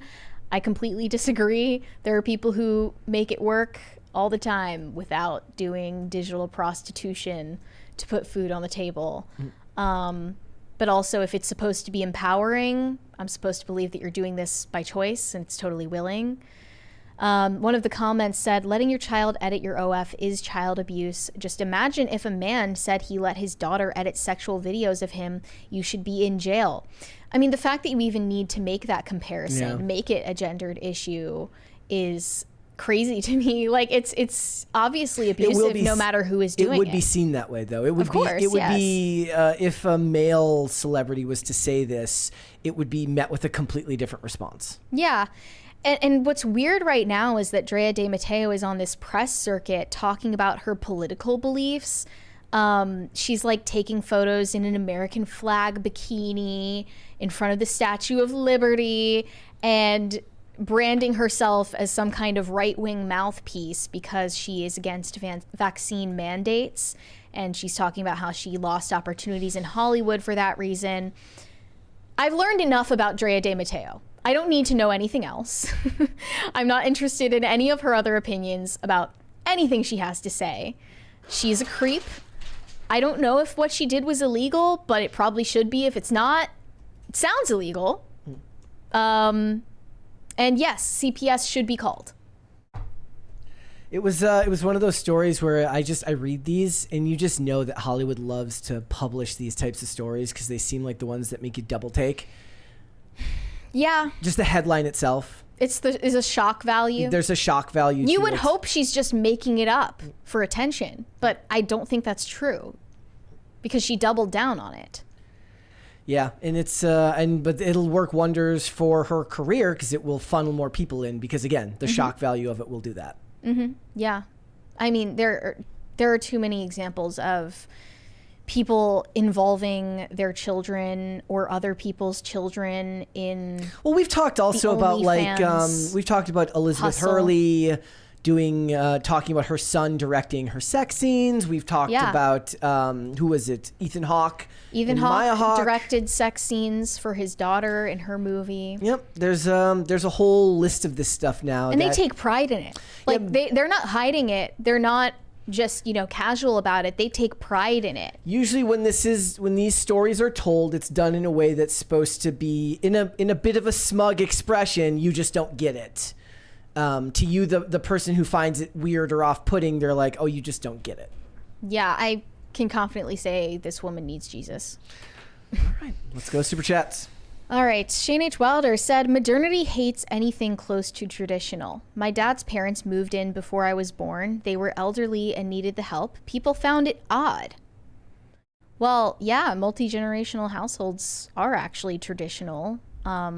Well, we just saw there was also that Twitter thread recently of the guy who's like, my kid. He had like his guideline for what his daughters will like for his daughters in the house after the age of 18.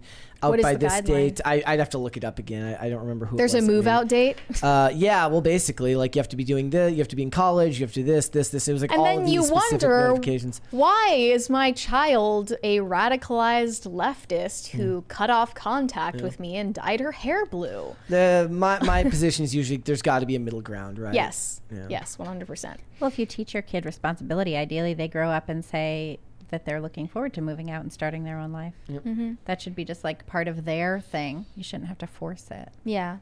Shane H. Wilder said, I should note by old, my grandpa was 80 when I was born. Well, it's also a blessing that you got to be that close with your grandparents as well. That's something that is being lost on a lot of people now. Tacty Platty said, no, Brett, Eric Stoltz was Marty McFly before MJF. Michael J. Fox. I don't know that. I understand what you're saying. I don't know what that's in reference to earlier in the show. I've already forgotten. Sorry. Award-winning Blank said, Libby Emmons, I truly commend you on your hard work at the Post-Millennial. Certainly award-worthy. Who's saying that? Award-winning. Award-winning something. Yes. Surenko Productions said, you think you're a woman, so opinion discarded. Is that about Kris Tyson? I don't know. I think I'm a woman too. We could discard my opinions as well. Sure. Hiroshima Otaru said, Elon's son made this public a while ago. Yeah, we addressed that. Brewmaster Monk said, BRC. Who's BRC? Billy Ray Cyrus. I was like, sounds like Black Rifle Coffee Company. Billy Ray Cyrus sounds like he's never been punched in the face. He should hire a food tester before the gold digger decides she deserves more for her children. I mean, with a name like Fire Rose, I imagine she would hire that celebrity witch to perform a hex before that. The flags were not just red, they were on fire. Yes. Literally. Potatoes for Seamus said, hi Beat, hi Mary, hi Libby. Hello. Hi. Potatoes for Seamus. Libby, have you headed the good works of Mocha? I think it's supposed to be heated. Heated? The good works of Mocha. I don't know. You don't want to, trust me. I don't know what that is. You're better off not knowing. Okay. It's an inside joke. Patriot Owl said, I had to escape a woke liberal wife who showed corn to my 12, 10, 9-year-old kids. Oh my God. Encouraged sexual role-playing on Roblox and pushed lesbianism. Okay, that obviously is crossing lines that should never be crossed. The same thing as saying I'm voting for Kamala Harris because she's a woman. Yes, I mean if you were divorcing her just because she has woke politics, that would be a different situation, bro. Obviously, you were left with no other choice, and your decision sounds like it made total sense. Cartoon Post said, I know the Kris Tyson thing isn't just a beef. I was only joking. The situation is gross and horrible, jokes aside. Look, like getting humor online usually requires context, and sometimes when we're reading super chats, it's devoid of context because we're later in the discussion, so it doesn't always. It's just text on a screen. It's just text on a screen. It does, though. Me and Mary agree that never put like slash sarcasm. Yeah, I hate tone indicators. Don't do tone indicators. Yeah, this is an official rule. Super chatters are not allowed to tone indicate. Shane H. Wilder said, I told you about the Sopranos chick and you didn't believe me. Why didn't you believe me? Oh, and for the second time today, straight to jail. I don't think anyone didn't believe you. I just found it hard to believe because I still try to have faith in humanity, but I get proven wrong every time. I mean, there were other stories related to that. We just never covered them. Yeah. Corey Anderson said, I was thinking the topics would be kid-friendly if a child was on the show. I was not emphasizing that you would expose kids to adult content. Well, yeah, but I feel like it would be weird to interview a child anyway. Yes, because it would. would. What does a 10-year-old know about the world? They're 10. Corey Anderson said, I think the kids involved with their parents' OF have had relations with each other. Oh, God. It's unfortunately not out of the question. That is horrifying. Mike Alvarado is TBE said, Andrew Wilson versus Destiny debate predictions today. Who wins and what are the pros and cons of both of their debate styles? On a list of 100 things that I care about, there are 100 more than that I care about more. So this is happening as we speak. I just know that Destiny's debate tactic is to talk as fast as possible and change the subject at least 100 times so no one knows what to respond to. And that's, it's not an honest tactic, but it works pretty often. Is it about the patriarchy? I don't know. I think they're on Piers Morgan. DCNC said, Violet Brandani doesn't seem so bad now versus Drea. Okay, I guess if we're splitting hairs, Violet Brandani is not creepy towards children. That is a great bar to set for morality. Shane H. Wilder said, Amen, Mary, it's great to have them around. Surinko Productions said it was about Elon's trans-identifying dead son. Okay. Okay. Again? And Glitch said understood. Oh. /sarcasm. No tone indicators here, guys. Not we allowed. hate that. We hate that. All right, before we go, would you guys hit the like button on this video and subscribe to this channel, please, if you have not done so already. Also, please check to make sure you are still subscribed, because I've seen multiple comments lately saying that they were subscribed and then they come back to the show. They're suppressing us. They're suppressing the truth. Look, I don't know if that's YouTube, if that's algorithmic. I don't know what it is. I'm not saying it's a huge conspiracy. But it could be. You never know. I don't know. Wink, nudge, nudge. Bob's your own. Yeah. So go ahead. Make sure that you are still subscribed to the channel, everyone, please. And Libby, thank you. Thank you. Let everyone know where they can find you. You can find me on Twitter at Libby Emmons and, of course, at thepostmillennial.com and humanevents.com every day. Perfect. Mary. You guys can send me validation on Instagram at Mary Archived, or you can send me hate on X. That is also Mary Archived. I like that those are the only two options. Yeah, there are no other options. No, I used to have a WeChat, but I retired that because that would have been for like neutral. Yeah. No Just neutrality, please. Send me your neutral takes on WeChat. There's one more there from High Voltage 75.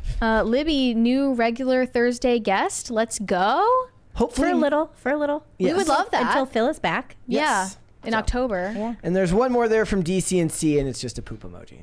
Thanks so much for that. We have eloquent viewers here, guys. High IQ viewers. We do.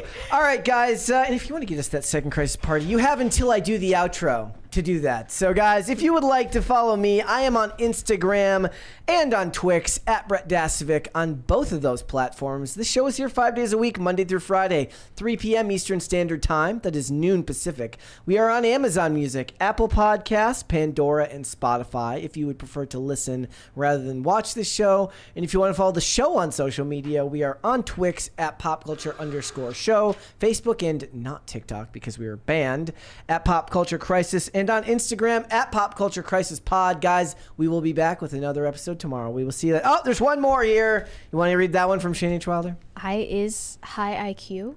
You is. Yes, you is. You is special. And one more there from Potatoes for Seamus. Beat loves mocha. That is a slanderous lie. And Beat loves mocha. Brett hates mocha. And I'm going to be suing. So, guys, we'll be back with another episode tomorrow. We'll see you then. Bye. Later, everyone. Thanks.